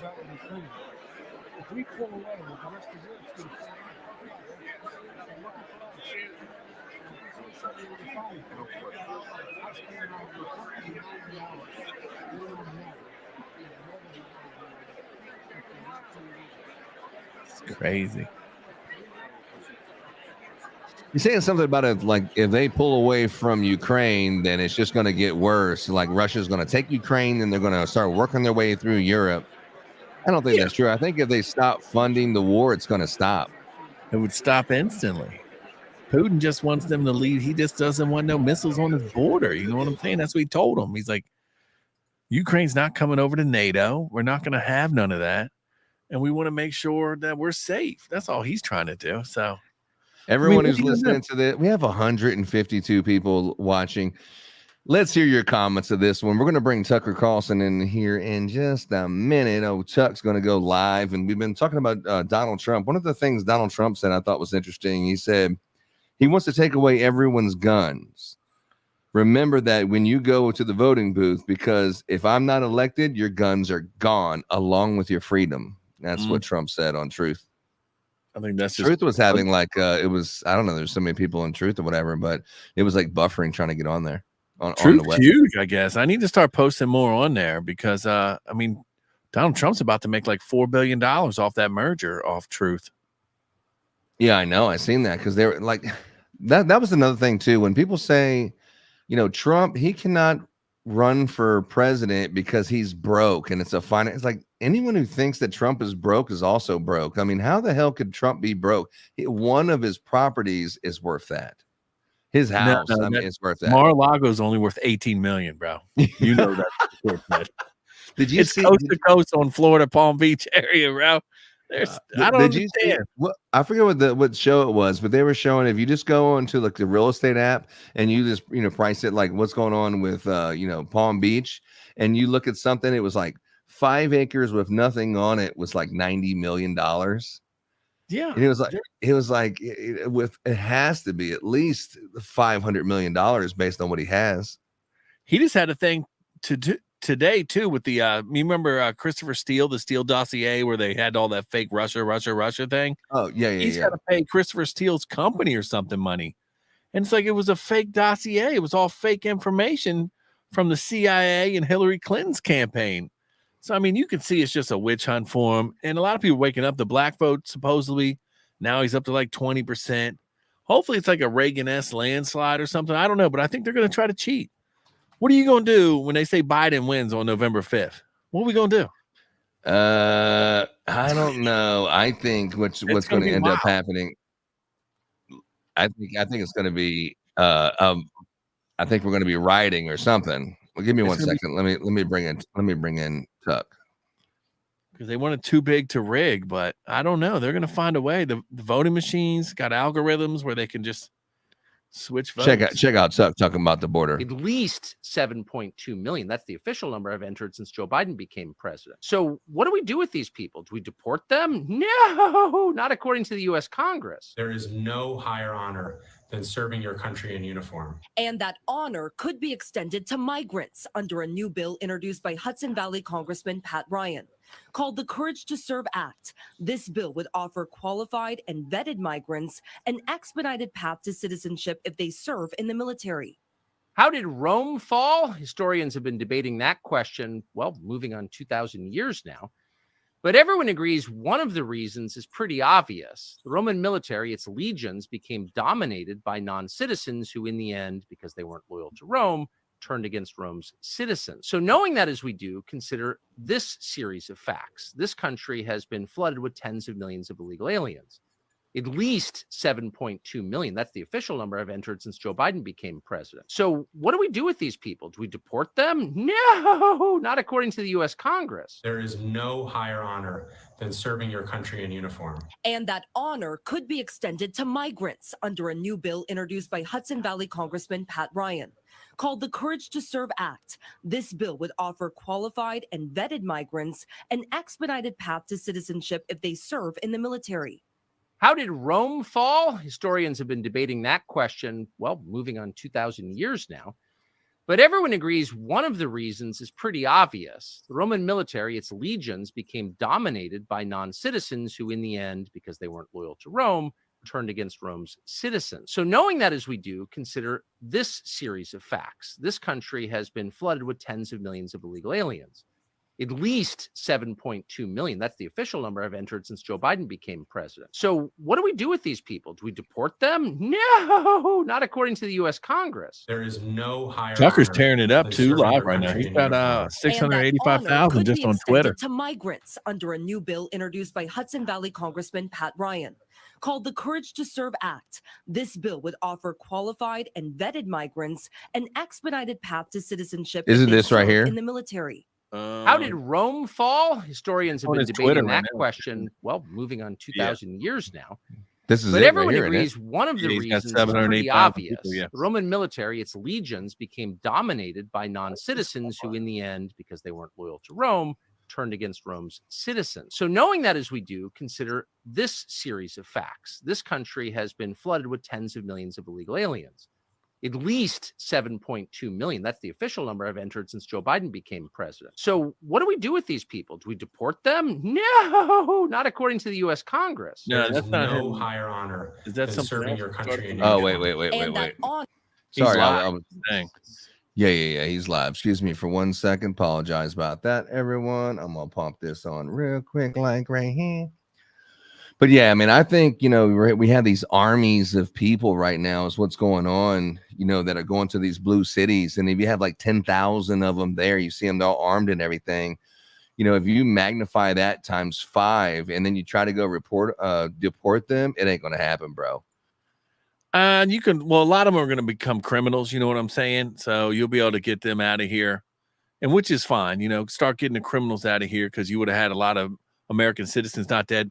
Just in Washington the other day or a couple of days ago, that illegal immigrant smashed his car right into a cop and killed the cop out there. I know. I seen that. I mean, dude, get them all out of here. I mean, Venezuela, I guess, is just their crime rate is down because they're opening up their jails. Trump was right. They're just opening up their jails and sending them over here. So it's going to be wild. It's going to be I mean, we got 8 months till November. There's going to be a lot of stuff that's going to start popping off. You know what I mean? It's just going to be real wild. I don't know if Joe Biden and Trump are going to debate each other because he's going to be like, Trump just lies all the time. You see the media covers for Joe Biden. So it's just going to be a crazy 8 months. Hopefully these migrants aren't here doing like sleeper cell stuff. I don't know what's going to turn up. Well, the National Guard is definitely in the subways of New York. I did see that. Yeah, and that's crazy too. And they're like, oh, that's a good thing. Remember when Trump wanted the National Guard? Oh, no, that's horrible. That's here's Tucker right. Here's Tucker right here. Crazy talk. Yeah. There's no explanation of what the goal is here. There's He lie just showed a after couple lie. highlights Ukraine of what we can just stop watched, and Russia. here's No, his man. response. This has gone on for over 2 years. NATO is stronger than ever. No, it's not. NATO is on its way to collapse, as is the economy of Western Europe. For not one sentence did Joe Biden explain what the goal of this exercise is, when we'll know we've won, and what the future should look like. Again, it was crazy talk. Yeah, it was. And yet, Mike Johnson, the Republican Speaker of the House, nodded gravely. Oh, of course, he is completely on board with Joe Biden on this Biden's signature issue. And that's not a guess.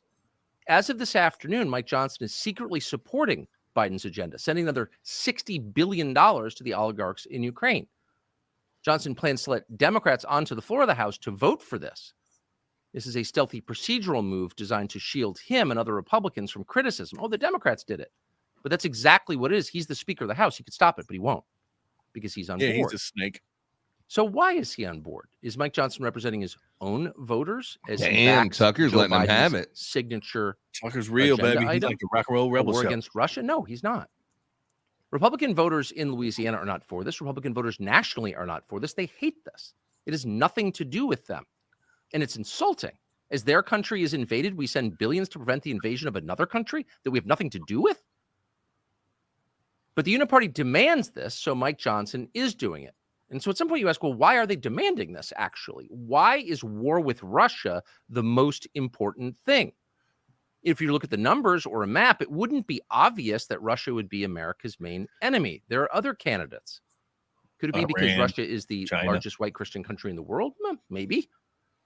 Could it be because they're getting rich from war? Well, that's certainly true. And there may be other reasons as well. We could guess. But we don't need to, because we know that it's happening, and we know that war against Russia is not the only war we're going to be engaged in, and not the only one that Biden announced tonight. Biden also told the country that we're going to have boots on the ground in Gaza. Really? Or admitted it, in fact. American forces have actually been there for months. Did you know that? Did anyone ask you? Has anyone explained to you, no matter where your sympathies lie, what the point of this is, when we'll know we've won? What's the objective here? American lives will be at risk. But of course, no one's told you. And of course, you already know the point. The point is to suck the United States into another foreign war that can't possibly help the United States, a war that can only hurt us and already is hurting us.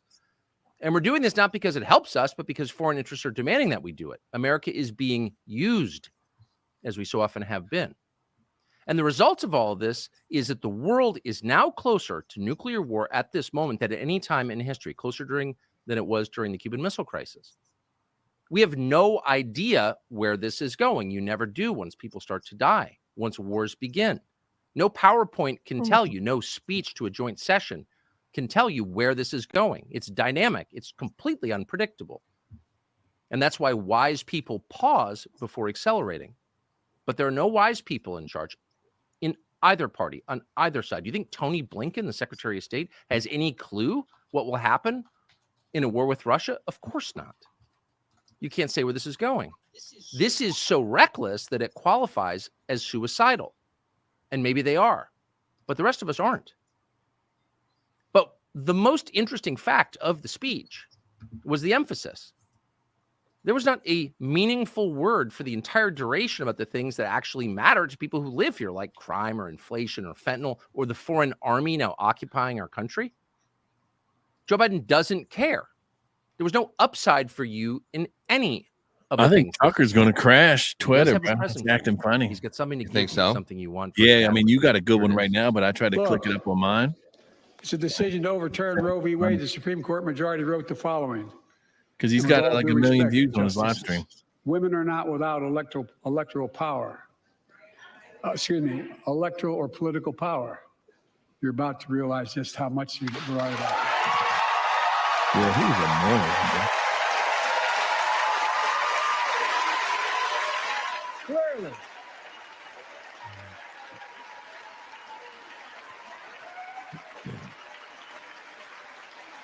Clearly.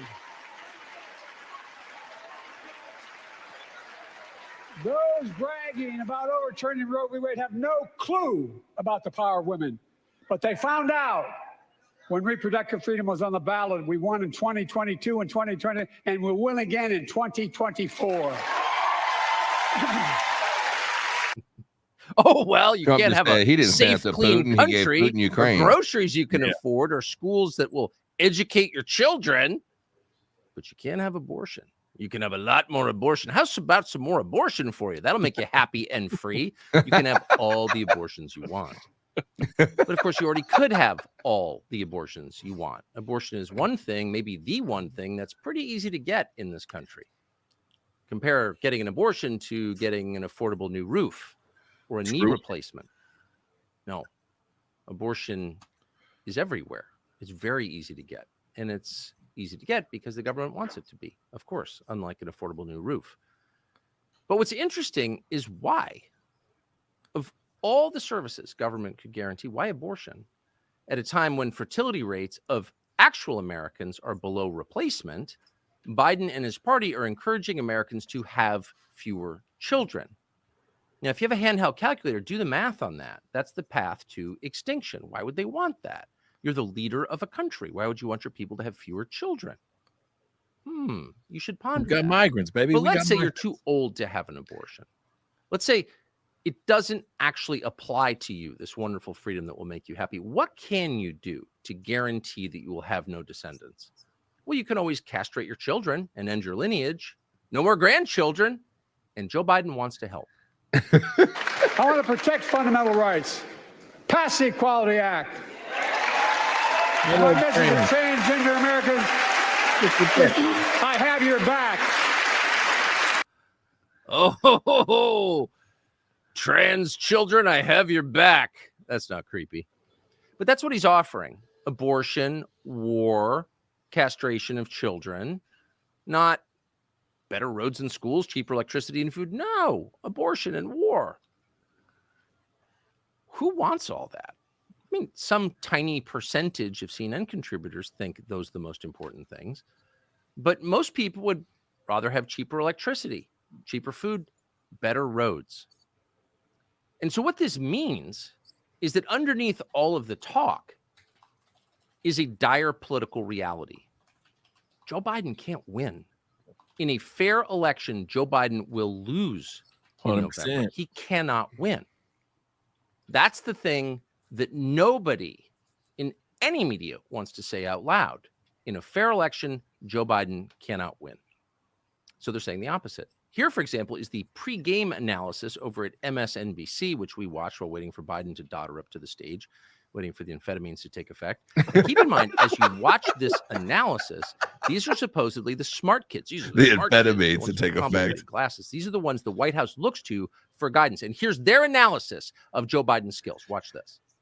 This seems like a weirdly like a counterintuitive hot take, even though it's the most obvious thing you could say, which is that Joe Biden is good at politics. Yes, yeah. Like Joe Biden is good at politics. He's very good at politics. Like the man He's really does know problem what he's doing, and you really see it in those sort of situations. Joe Biden is just really good at politics. It's the one thing he's really good at. Really? If Joe Biden is so good at politics, why is he losing to Donald Trump, who the rest of us were assured was a retarded racist, who no normal person would vote for? But now Joe Biden is getting stomped by Donald Trump, but he's also at the same time good at politics? Right. Chris Hayes, ladies and gentlemen. I agree. Most Grateful to famous the woods. lesbian I on agree. television. 100. So again, they can't win, but they're not giving up. So what does that tell you? Well, they're going to steal the election. Yep. And we know they're going to Telling steal you. the election because they're now saying so out loud. Here is the Attorney General of the United States, the chief law enforcement officer of this country in Selma, Alabama, just the other day. Listen to this. The right to vote is still under attack. And that is why the Justice Department is fighting back. That is why one of the first things I did when I came into office was to double the size of the voting section of the Civil Rights Division. That is why we are challenging efforts by states and jurisdictions to implement discriminatory, burdensome, and unnecessary restrictions on access to the ballot, including those related to mail-in voting, the use of drop boxes, and voter ID requirements. That is why we are working to block the adoption of discriminatory redistricting plans that dilute the vote of Black voters and other voters of color. Did you catch that? Of course, you're a racist. That's always the takeaway. But consider the details of what the Attorney General of the United States just said. Mail-in balloting, drop boxes, voter ID requirements. The chief law enforcement officer of the United States government is telling you that it's immoral, in fact, racist, in fact, illegal to ask people for their IDs when they vote to verify they are who they say they are. And everybody has an ID. What is that? Too. I know, right? Well, no one ever talks about Hotels, this. you need an ID, The anything. justification for it is that somehow people of color, Black people, don't have state-issued IDs. Somehow they're living in a country where you can do virtually nothing without proving your identity with a government-issued ID without government-issued IDs. So they can't fly on planes, they can't have checking accounts, they can't have any interaction with the government, state, local, or federal. They can't stay in hotels. They can't have credit cards because someone without a state-issued ID can't do any of those things. But what's so interesting is these same people, very much including the Attorney General and the administration he serves, is working to eliminate cash, to make this a cashless society. Have you been to a stadium event recently? No cash accepted. You have to have a credit card. In order to get a credit card, you need a state-issued ID. And somehow that's not racist, but it is racist to ask people to prove their identity when they choose the next president of the United States. So that doesn't make any sense at all. That's a good point. That's a lie. That's a good point. It's an easily provable lie. And anyone telling that lie is advocating for mass voter fraud, which the attorney general is. Yeah, it's going to There's be a while. no other way to read it. So you should know that. You live in a country where the attorney general is abetting, in fact, calling for voter fraud. And that's the only chance they have to get their guy reelected. Well, for a cooler, more measured take, we suspect, on what we just saw, we are grateful to go to Victor Davis Hanson, who's a senior fellow at the Hoover Institution, and he joins us now. Professor, thank you very much for coming on. I want to start right at the outset, and I save this sound for your analysis, because I think it'll be smarter than mine, of the signature moment of the night, which was Marjorie Taylor Greene of Georgia confronting Joe Biden as he spoke. And here's what happened next. I'd be a winner. Not really. What?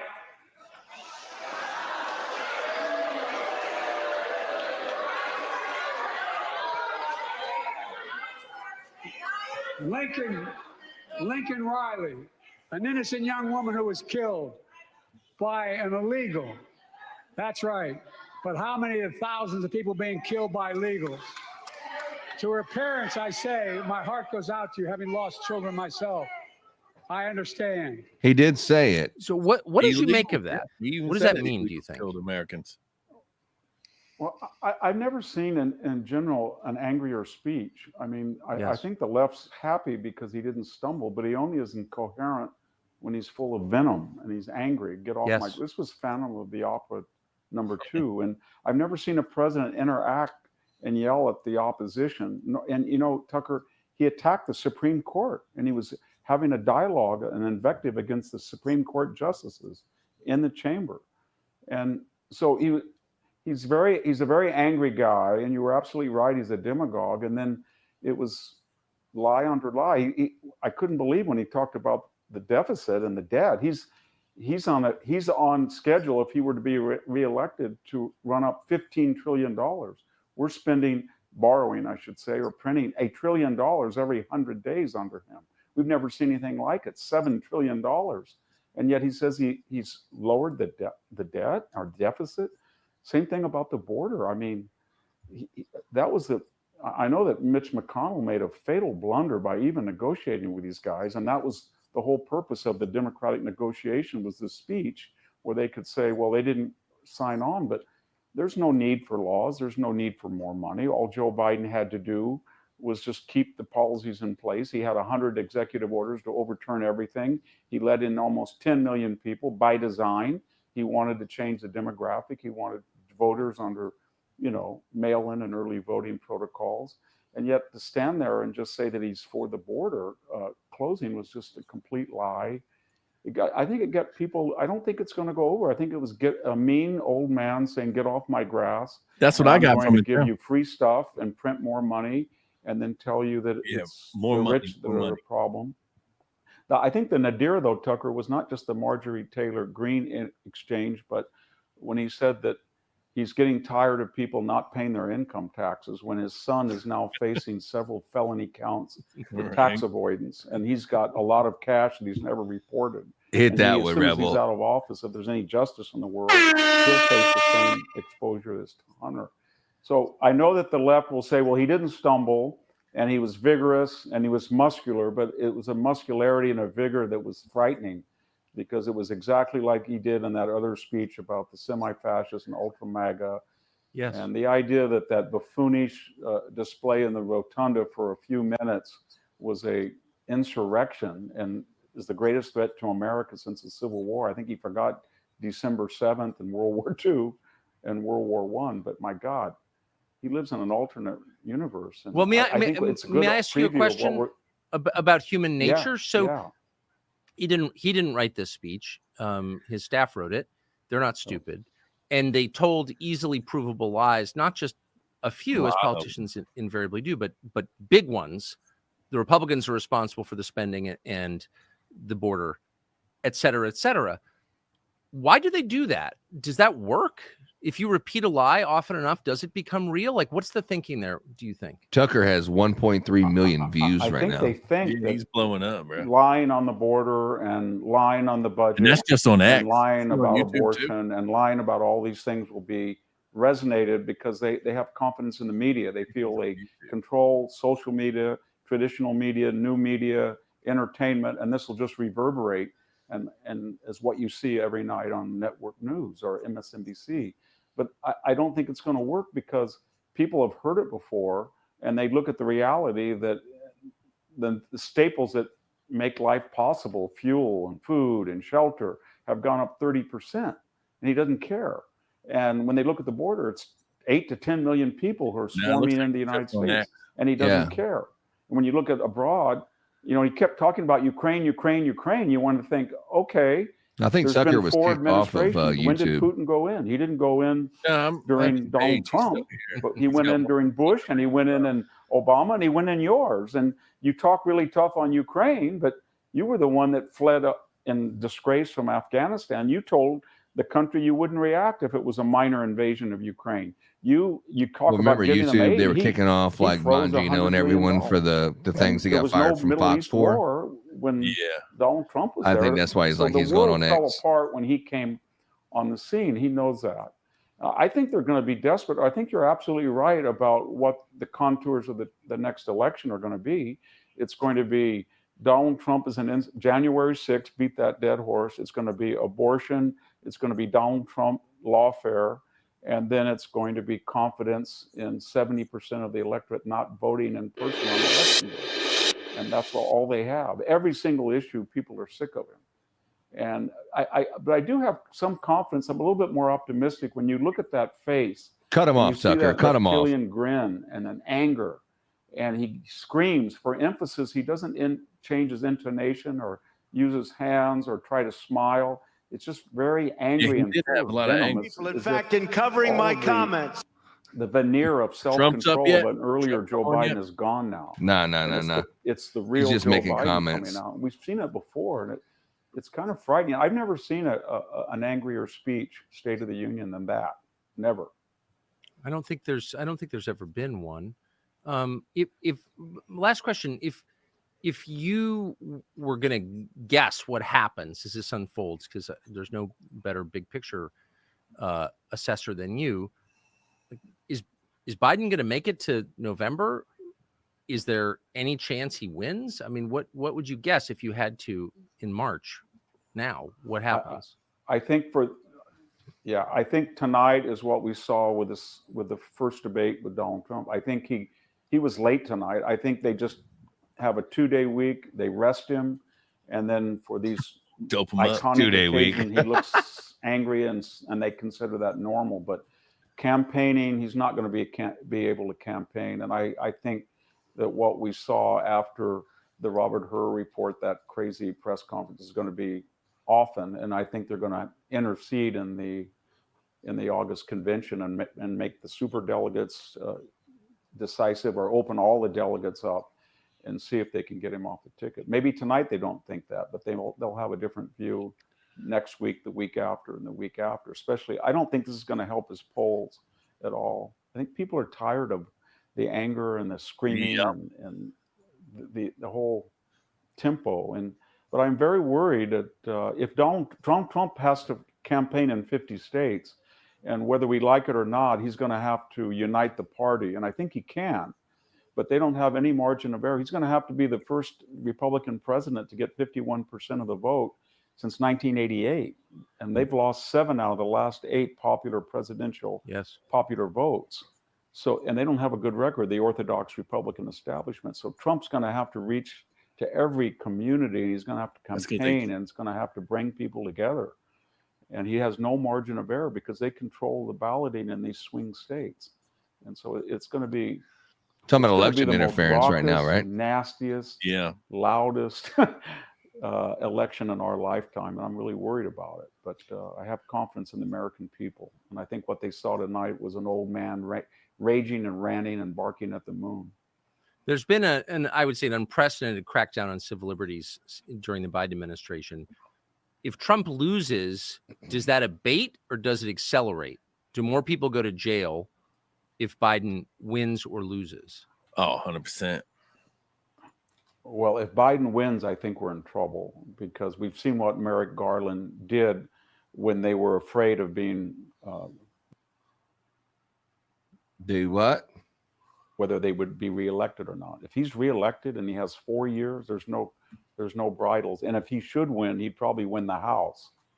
If Donald Trump wins, the thing about Donald Trump is everybody says he's out for revenge and everything, but you look at the FBI, the CIA, the DOJ, the IRS under his control, they weren't vindictive. They didn't go after their political enemies. No. He may talk tough, but he's not a vindictive person. And I think he has moments after the Iowa primary and when he talks about getting even by being successful, that he's got it in him to unite the country. Biden doesn't. And I think Trump could. And I hope that he campaigns in the inner city. I hope he campaigns in places like where I live in the Central Valley. There's people that want a reason to vote for him. They're sick of Biden. And they feel that he did a good job. And all he has to do is appeal to that. And I hope he does. I hope so too. Victor Davis Hanson, thank you so much for that. I appreciate it. Thank you. Nice to see you. So we are honored to invite into the studio for the first time to respond live, Alex Jones, who has wow, Alex Jones, let's do it. Great Alex Jones. Wow, this is fire, man. I can do as good as you, but I'm blessed to be here. Great crew, great people, great to be here with you. So what, I mean, just give me your big picture assessment of that. I gotta say, because we didn't even meet before we went on air. I was downstairs writing notes, and you basically said everything I was going to say, and so did the doctor. But you asked him a question out of the gates. You said, "Why do they lie so much? They think we're dumb, or what's going on?" Yeah, they want to tell so many lies that you don't have time to counter them all. Because it would take 5 hours to counter all that. I mean, I gave up in my note taking. Yeah, everything was a lie. And I mean, the biggest one was like, yeah, this woman got killed by a illegal alien. We're trying to stop that. I want to shut down the border. He said, when I win, immediately surge the border. And then they had the big NGOs, the State Department that funds the UN NGOs, have all the illegals come up here. They have UN camps in South America and Central America and in Mexico. And he's running it all. He says, come here. They show up by the thousands in Biden shirts. So he's like, I'm so sad the illegal aliens are killing you. And many of them are convicted felons, a large portion. And then he's acting dumb and saying, oh, no, I'm really sad. Illegal aliens are raping and murdering citizens. So just that little window there, he's playing the good cop to his own globalist policies. Everything that the State Department, the Victoria Nuland's want. And you're absolutely right. First, he comes out and says, Trump is Hitler. And then he moves on to Ukraine. So it's not about the dying cities, it's not about the fentanyl and the needles, the illegal aliens everywhere, and the homeless everywhere. It's all about Infowars.com. That's their big model to distract us and also launder money. So this is a very, very dangerous moment for America. And your last guest was dead on. He and the whole establishment so emblematic of a rotting, collapsing facade that knows the people have turned against it. And it's just pure rage. All the fakeness, all of the pop and circumstance has been stripped away. And now there's just this seething, ancient dinosaur. In fact, I was watching, earlier during the State of the Union and then sitting here watching earlier, I was thinking, how do I start this? I want to say, it's like we're in a time machine looking back on the age of the dinosaurs, the Paleolithic or something, or something. I mean, we're looking back because time is compressed now. So we're here looking at a dying, corrupt, dead political empire that hates America and is trying to use our power to take over the world. And it's already gone. The world's turning against it. The Great Awakening's here. All the numbers show it. And they're trying to hang on. And so we're looking back at Jurassic Park. We're looking back at the dinosaurs. But instead, the dinosaurs are trying to claw us back into hell. I mean, take World War II. Operation Valkyrie was the German general staff who were Nazis and bad guys, but they were like, we're going to lose the Russians. We're going to lose the Americans. We're going to lose the Allies. A year and a half before the war ended, let's kill Hitler. But they failed. It's the same thing. The globalist program has failed, but they're thinking, well, if we just enslave people and arrest people and do all this, they'll shut up and go away. The New World Order has already failed. The question is, when Hitler knew he was going to lose, he wrote and said, if the Germans failed on the Eastern Front with the Russians, all the Germans deserve to die. They failed and they're weak. And so he flooded the German subways. He let the whole Russian army come in. 25 million Germans died. 26 million Russians died. Most of World War II was the Russians, the Nazis killing each other. And so it's kind of that same thing. The left saying, if we're going down, we're taking you all with us. And we have Klaus Schwab saying, you will eat bugs. We have Tyson Foods saying, we're moving in with crickets as the main batter for your chicken and everything else. I mean, they're really, Yuval Noah Harari was on late night comedy just last night. And he's like, yeah, the age of humans is over. And then the talk show host agreed, yeah, we need computers to decide everything, programmed by the globalists. So all they're offering is more of the same. And if we just fully reject them, which is happening, they will fall away. But they're trying to claw us down to hell with them. It does almost seem like, I mean, flirting with nuclear war, which they are doing on multiple fronts with no plan whatsoever at all. We're going to finish the job. They never explained what the job was. That's suicidal. I mean, it's not right. It's not going to help them. It's psychotic. It is psychotic. So it does feel like the leaders of the society are trying to destroy the society.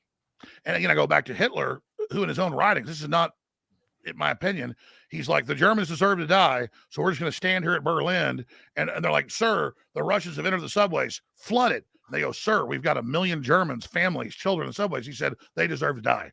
So the left is not giving up because they're disconnected from reality. Unlike German soldiers who were fighting for a force, but they were at least fighting. The left live in high-rise apartments. Yep. They're disconnected from reality. And to them, it's all like a video game. And they don't realize, as you were just saying, Macron 3 weeks ago, yeah, we're going to have a national draft. We may have to send troops in to fight the Russians directly. The British Ministry of Defense, the Swedish Ministry of Defense, NATO officially. Yeah.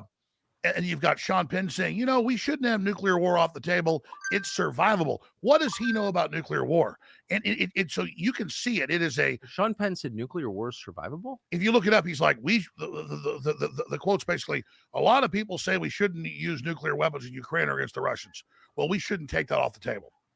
And so that's the mindset of these people. To them, it's like a video game.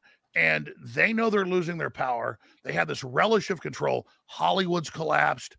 Mainstream media's collapsed. I mean, CNN's top show, 100,000 viewers. I was down there in your studio entrance watching this during before we went live. And I was writing notes and I was like, I haven't watched this in years. And again, I was like studying. I was like an anthropologist, like studying some ancient tribe that died. And watching them all, well, he's old, but he's really smart and he's great. And they would all like these talking points regurgitating them. You're gonna I was break like, Twitter, bro. but I get it. Yeah, Because unlike an ancient tribe that died views 10,000 years ago, they're still in control of nuclear weapons. So we need to study them. So nicely put. If the hallmark of evil is deception, I think we can say that we're looking at evil. I mean, if the basis of your entire program is a lie, it's not just spinning it a little bit, it's a lie. It's like it's the inversion of the truth. And they know it's a lie. And they know it's a lie. Then, I mean, isn't that evil? What's the other definition? Well, that's really it. We have to realize evil is lying, like in your own life. As Yes. I get older, I lied when I was a kid. I lied some when I was an adult. As I get older, lies have consequences. My whole life is now about not ever telling. Keep up with the Like lies. catching myself, being honest. My wife's like, you look at that girl? Yeah, I am. Sorry. Instead of like, oh, no, I'm not. Because your mind gets Oh my trained God, to he's be out there. accurate when you stop lying. Hey, yo, what the Instead, fuck? when you lie, it's a disease. And then it takes you over. And these people are literally cancer. And they can find all this fodder and all these mercenaries that'll read their talking points. But as negative as it is, Tucker, you know this, 3-4% have taken the new booster shots. And when they rolled the first shot, it was like 70%. People are rejecting it. But there's the converse of that. The dying establishment, like when a woman tries to leave a man that's beating her, they're going to try to break our jaw in the parking lot. We're trying to get in the car. They're trying to keep us from escaping. And so we're at that point. We're trying to get in the station wagon with the kids. We're trying to pile them in. And, the drunk mean, is right there punching us in the face. But at the end, we're getting out of Dodge. We're leaving Egypt. We're going on to the promised land here. And it's going to take, that archetype of the promised land. It's going to take Tucker's like, what 40 years or whatever out in the wilderness, but at least we're not going to be slaves anymore. So we're in that process of emancipation right now. They're pissed. They're freaking out because they want control. Any fulfilled person is out fishing or hunting or hanging with family like you and I are. There's a beautiful sunset. We're having a great dinner, playing with our dogs, our cats, our kids. These people are not fulfilled. They don't have that. If you study globalists, they are the most empty. Look at Tucker's Soros face. or Alexander Soros. I mean, they have nothing. So they're projecting their hatred, just like a Hitler or a Stalin or a Lenin, on us.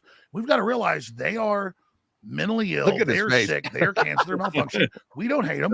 We just politically cut them out and separate them from the rest of society. And we're at that point right now of the surgery. America and the world's going under the knife, and let's hope and pray that it's successful surgery. Because if it's not, World War III.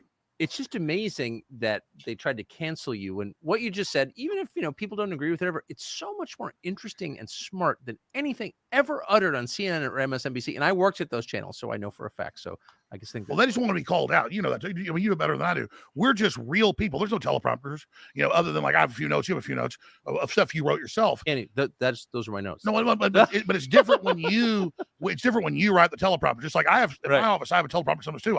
When I have time, I'll write what I want to say, my talking points, but it's your words. It's my words, but it's CNN and Fox News and other places, they're loading it for you. The difference is we write our own notes here. So what's the experience, not to get sidetracked, but it was so interesting what you said about your commitment to just telling the truth in your personal life and your professional life. What's the effect on you once you decide I'm going to really try not to lie at all ever? Your brain is all our brains are a powerful electrochemical computer. And so so it's like AI, when they corrupt AI and give it some woke agenda, it doesn't work right. It messes up. You see the Gemini thing with Google, and then it messes the whole thing up. They wanted a little bit of erase the white people, not totally erase them.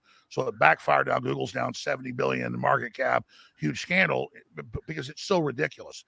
So for my own research and studying mainline literature and scientific research on it, but I've already experienced it.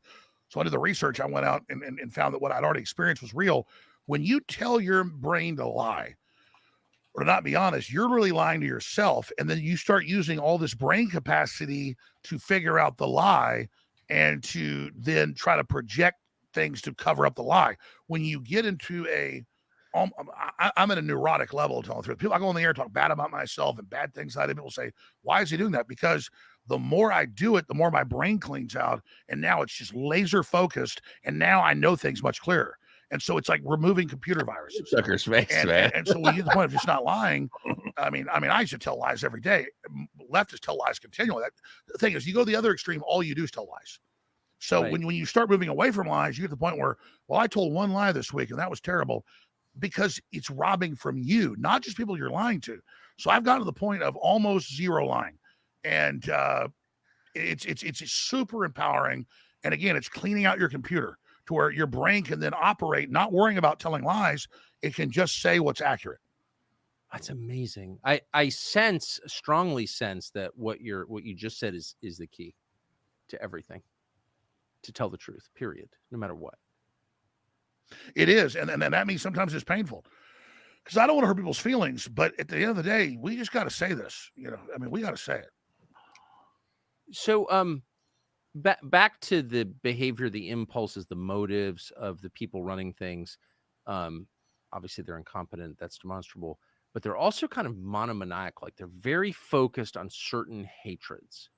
And just judging by what they say, their main hatred is for white people who are the majority of the country. They talk about it constantly. They've set up a whole regime to punish white people on the basis of their skin color. You're not allowed to mention it. You're the racist. Okay, got it.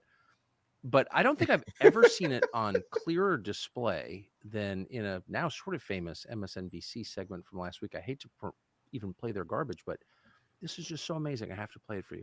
Why are white rural voters a threat to democracy? Oh, these two You homos. would think, as we pointed out, looking at Joe Biden's background and Donald Trump's, that the opposite would be true. I mean, we lay out the fourfold interconnected threat that white rural voters pose. Suburban white people. First of all, problem. we show 30 polls and national studies to demonstrate this. So we provide the receipts in Chapter 6.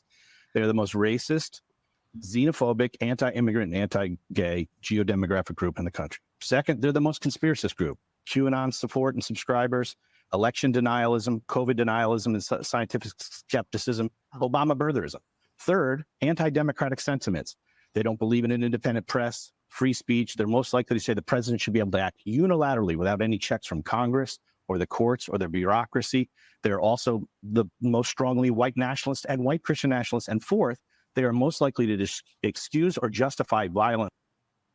So there's so many things that are interesting about what those two pigs are saying on television. Two pigs are saying. And the most interesting to me is that white rural voters are, of course, the weakest people in America. When rural people, period, are the rural people, strongest. period. That's exactly right, regardless of race. But that none of the supposed crimes that he mentioned, whether they're true or not, are crimes of action. They're all thought crimes. And so they're the most dangerous people in the country, not because they're killing others or embezzling money or was the getting rich through the Republican carried rebuttal. interest loophole or starting wars, pushing people in front of subway trains. They're the most dangerous because they have thoughts that those two pigs don't like. It's so interesting. Well, this is the whole key. And of course, what you played, as I know you're a news analyst like I am, is just emblematic of all of it. That is the Carnegie Foundation. That's the CIA. That's the liberation theology at the universities. They know the world's 93% not white. So they think, well, we'll control these people who are exploiting by making all their ills about rural white people in America. If you go to rural areas, I don't care if you're black, Hispanic, white, people are all basically populist. They're conservative. They know what's going on. They live on the land. They're not stupid. And they haven't done anything to anybody. That's the remarkable They have the lowest crime rate. Well, yeah, like what's their crime? Well, their attitudes are bad. Like they will kill people for having the wrong attitudes. I mean, that's what they're saying. And that's what it comes down to. If you remember in June of 2001, when Biden had just stolen the election, in my view, and gotten into power, Stolen the election. he put out the national anti-terrorism perspective, national directive. And he said white supremacism is the number one threat. Then he defined white supremacism as questioning lockdowns or open borders or forced shots. And so it's real simple. That MSNBC talking point from 10 years ago that all Republicans are racist, they're trying to codify it into law and then define racist as anyone that doesn't want to give up their cows or their farm or be a slave. So what they're threatened by is self-sufficient people, because it's a military takeover by the left and by the WHO. And we talked about this when I was on 3 or 4 months ago on your show out of Maine. They are literally understanding we've got the cities. We're about to take the dollar. We're collapsing the border. Who is the opposition? They're already lasing the target that it's the rural people. Remember I said next it's get the rurals. They're the enemy. And now that talking point is everywhere. I probably saw that clip 30 times the last week, 50 times the last month. And that's their next target, just like when Lenin and Trotsky and Stalin took over just Moscow and a few cities, took them 5 years to take over Russia. Who was the target? The farmers. The kulaks. Because they produce the food. And if you get them, now you've got everybody. So they're doing as you did a few weeks ago with that incredible lady, a Maoist/Stalinist Lenin playbook because it works. And so this is happening. This isn't a question. This is going down. So what's the beans and bullets? I didn't agree with that, but the evidence suggests you're absolutely right. What is the purpose? No one has ever explained the purpose of admitting 10 million foreigners illegally into the country. Like a free, so we used to free hear hand. Commerce, the farm lobby would say we need the labor. No one's saying that now because we don't need the labor. And you hear people say, well, we're doing it because there's some reason we're doing it. I haven't heard one person, including Joe Biden tonight, explain why have they done this? What is the purpose? Well, I love how you played Merrick Garland earlier. And he's like, there's all these racists. They're trying to keep people from voting. How many blue cities let illegals vote?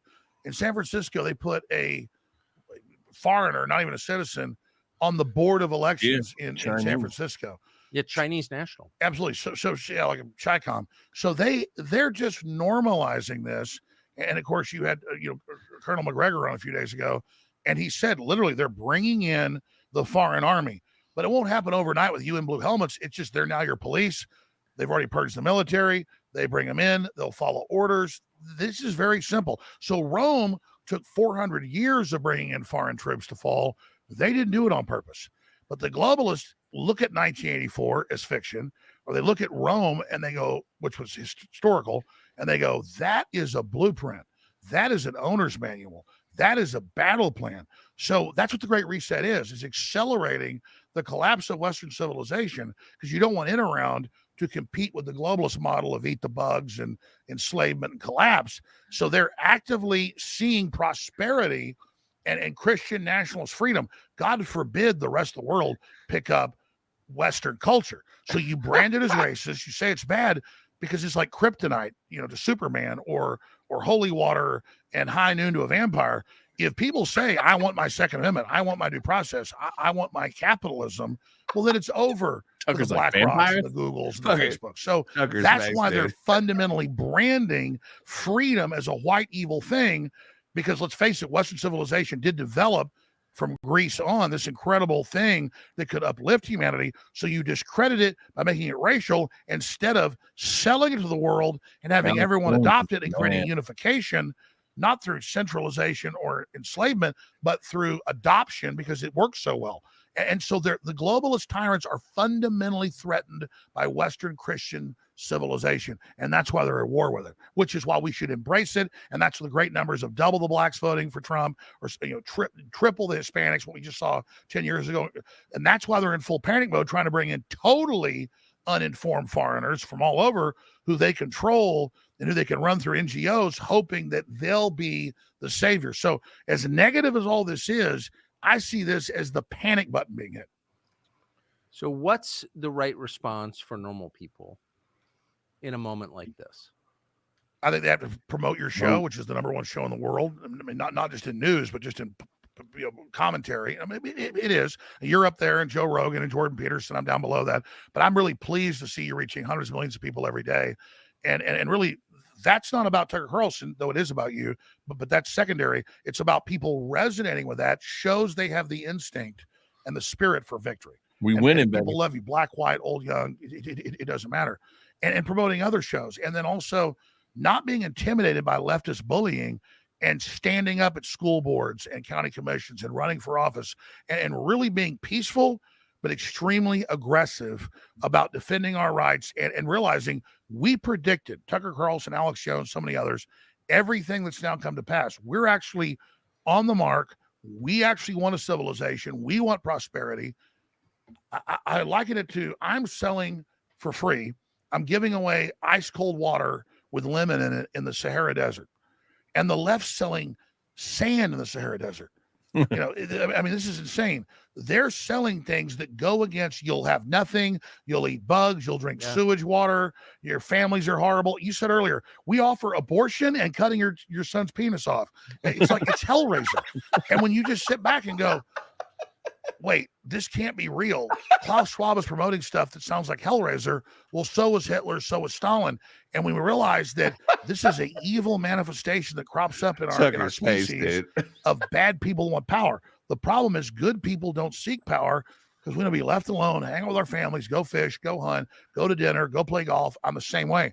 But I'm sorry, folks. Good people can't sit there and say, I'm too good for this, because we will be destroyed if we don't. And that's what evil fears. So the good men and women are now standing up, and we're super popular. Every popular talk shows, there's no one, even Bill Maher poses as a conservative now, and I hope he comes all the way over a populist. There's no one that's popular promoting the New World Order.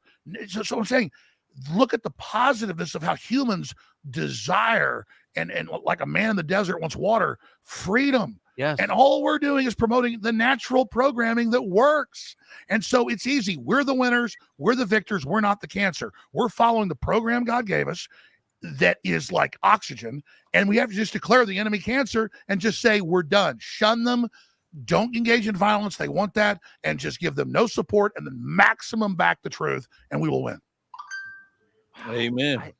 As I listen to you talk, I'm like, why is Alex Jones getting canceled? Well, you haven't been canceled, thank God. But well, they tried. I mean, they tried, but thanks to you, you were big. You were. I mean, listen, I'm not kissing your ass or anybody's ass, but Trump helped break the back of political correctness. But you helped break the back, the critical person in the censorship, and you were there boosting me on Fox when nobody else was, and you took us over the top.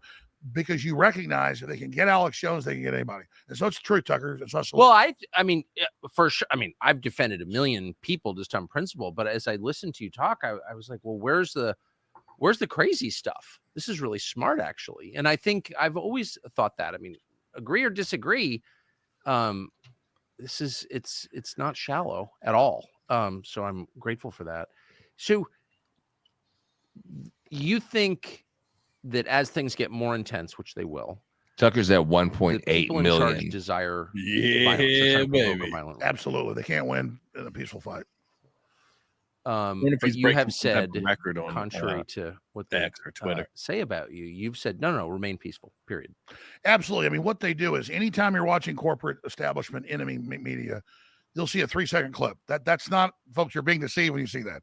So I'll say, like, this is satire. It's the modest proposal by the famous Irish essayist and satirist Swift that if the world collapses, I'll eat my neighbors. This is a joke. But I go, collapse of the world leads to that. They go, look, he just said I'll eat my neighbors. They're deceiving. It's like that refrigerator game where you have all the little words and you can move the words around and say whatever you want. Yes. They basically take our words, move them around, and that's a deception. But when you look at what they're saying, conservatives and populists and Christians are going to kill people and they're going to murder people. And Trump is going to be a dictator and he's planning to, enslave everybody. But meanwhile, they're the ones taking him off the ballot. They're the ones indicting him. They're the ones saying, I mean, the Atlantic Monthly, that's the mouthpiece of Sauron, the mouth of Satan, came out 2 weeks ago and said, the headline was something like, even if Trump wins, we're just going to block him. Well, all Trump did was say, I want a 10-day investigation, which is constitutional. They said, they were honest. They said, even if he wins, we'll just decertify him. So they've basically indicted him. Yeah, in they're Georgia ready to come for him. Investigate. They're openly saying, we're going to disqualify him, and then it's okay. So again, there's a murder of logic, and people see that, and they're saying, oh, Trump is going to engage in terror, and there's white supremacists everywhere. So I think you can do 2 + 2 = 4. We know false flags are real, provocateurs are real. We know they tried to stage the kidnapping of Governor Whitmer and multiple trials. People got released. They finally got the 3rd trial, sent a few to prison, where you've got a bunch of marijuana. You've covered it detailed. A bunch of potheads, friendly little guys. They're homeless. And then they tell them, we'll give you $10,000 a month if you just meet with us and just say you'll kidnap Whitmer. So you're going to see a lot more of that. And we need to disavow that, because that doesn't fix it. We're winning the culture war. So they want to induce us into violence. And they've said they're introducing legislation, the Democratic Party in the House and Senate, to strip Trump of the Insurrection Act, which George Herbert Walker Bush used during the LA riots. And they're saying, oh, we know when he gets elected, if he does, there's going to be huge uprisings, and he's a white supremacist. So we've got to drive him from office that way. So they're planning to torch the country when he's president-elect, before he's in, and try to intimidate everyone. So Black Lives Matter and Antifa and all of this Hezbollah, Hamas protests. And again, I'm not for the war. I don't like how far Israel's gone, but they're invoking that and hyping that up now as their 3rd rail, or their 5th column is the Islamicist, to then burn the country down within weeks of him being president-elect, and thinking they can terrorize the American people and the establishment into removing Trump somehow during that period. They've already pre-announced that. So I'm telling you now, 8 months out, that's their plan. You mentioned the Atlantic, which is owned by a tech oligarch, Steve Jobs' widow, and almost everything bad in the country is financed by the richest people in the country, I've noticed, the oligarchs. And so all the money is kind of arrayed against the population of the country. That worries me. Can you throw off the yoke if the yoke has, hundreds of billions of dollars? No. I think we are, thanks to Elon Musk. I mean, you can say what you want about Elon Musk with all his past activities. He's trying to dominate every technological sector. But Christ said, judge a tree by its fruits. Yes. And the last 2 years, let's say it's a 360, like right here is New World Order, and right here is Total Patriot. Musk was already over here. He wasn't a bad guy, but he wasn't perfect. He's moved basically a 180. Yeah. So he has like Alec. I mean, look, you're the biggest guy in media. No, it's true. Let's go. It's not about bragging. It's true. You're the biggest mainline, talk show host. Well, I say mainline professional show. Okay, and there's a lot of people under you like me. Elon Musk is way bigger than both of us. He's reaching 100 million, 200 million people a day with stuff you would say, or I would say, he's devastating them. You don't do that if you're with him. So Elon Musk is definitely for real, because you can't argue with the results. Right. Okay. Right. That's just the way the universe works. This is being powered by X right now, I should just say. Yeah, no, exactly. So, and he's not censoring us. No. In fact, he's boosting us, probably. So the point is, by boosting, getting out of the way. So they've already lost the culture war. So you can just say Musk, maybe he's an opportunist. He sees the old systems going down. He's shifting over. That's if he's a bad guy. If he's a good guy, he really cares about us and is a humanitarian and a bleeding heart for freedom and has joined us. But you can't argue with what he's done. But back to the violence. They have nothing they can do now but violence. And so we are entering that wheelhouse. We are entering that zone where they're telling us we're violent. They're telling us we're evil. They're telling us we're white supremacists. We're not. And so it's obvious that is about to basically unfold. But I want to tell the establishment, 5 years ago, 10 years ago, 20 years ago, 30 years ago, you'd stage a false flag or provocateur or something. It worked.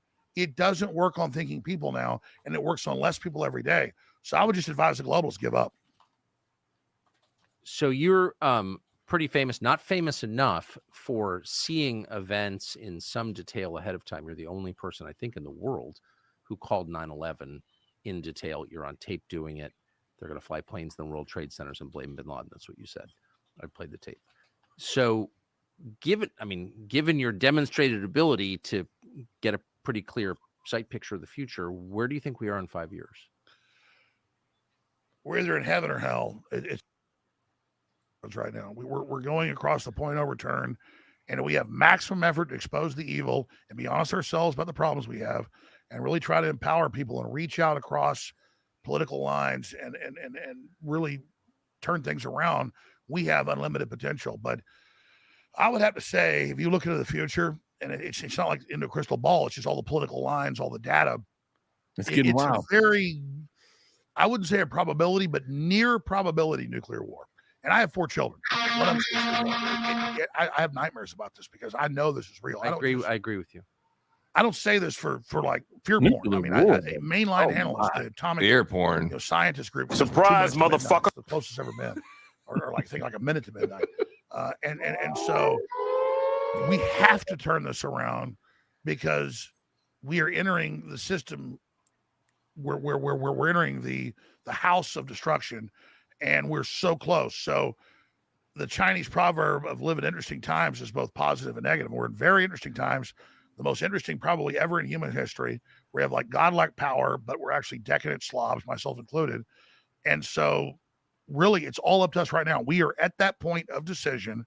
And if we can get past the partisanship, but that doesn't mean then embrace the globalists and the corporate fascists. No, reject them. And as populists, Christians, conservatives, Hindus, Jews, Christians, Muslims, reject BlackRock, reject Klaus Schwab, reject Naval Noah Harari, who says the future is not human and we're obsolete and robots will run our lives in a decade. No, we humans are the only species that truly controls its environment.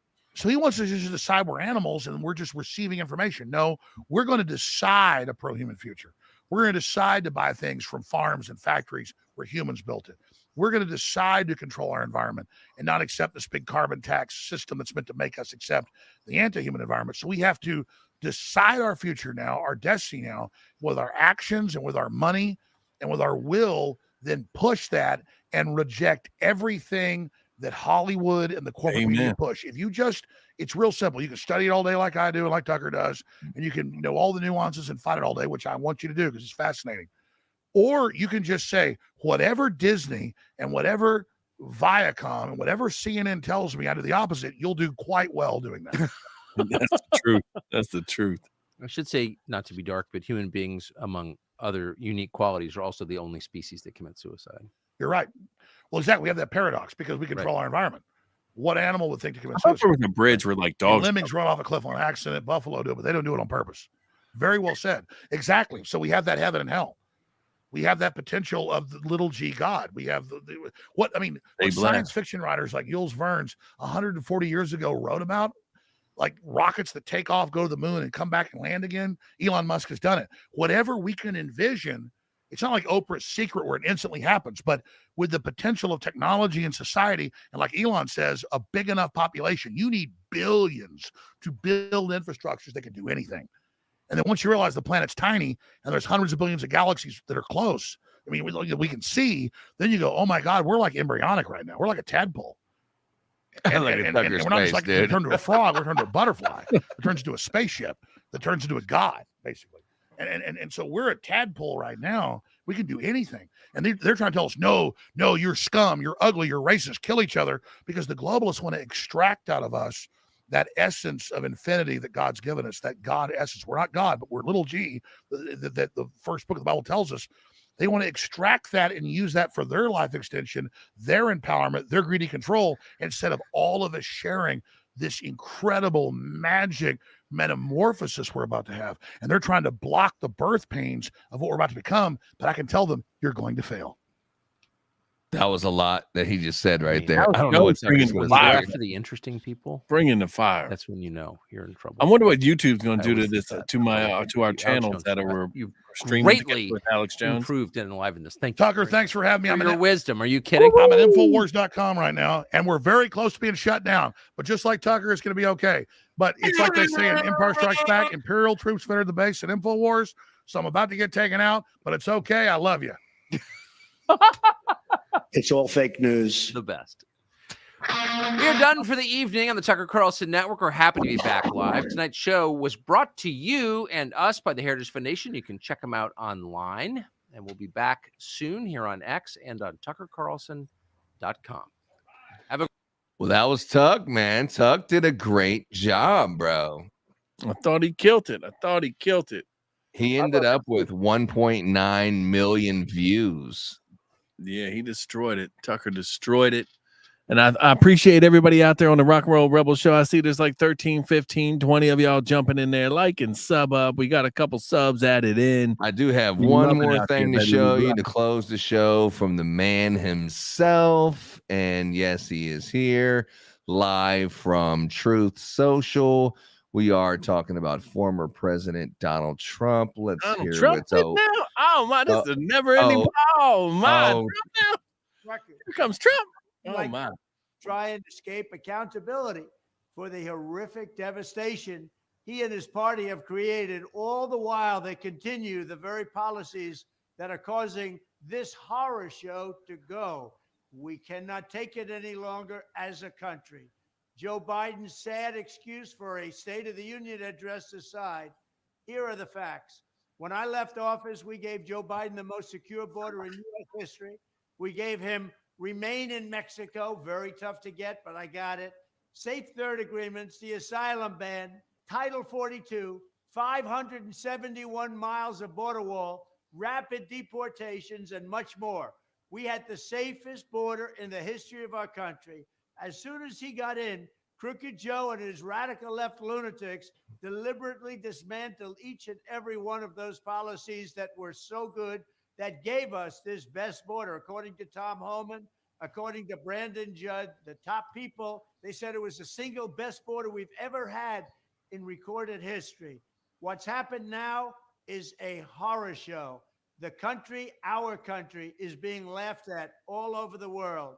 Over the past 3 years, Biden has actively aided and abetted the importation of millions and millions of illegal alien migrants and resettle them into your communities.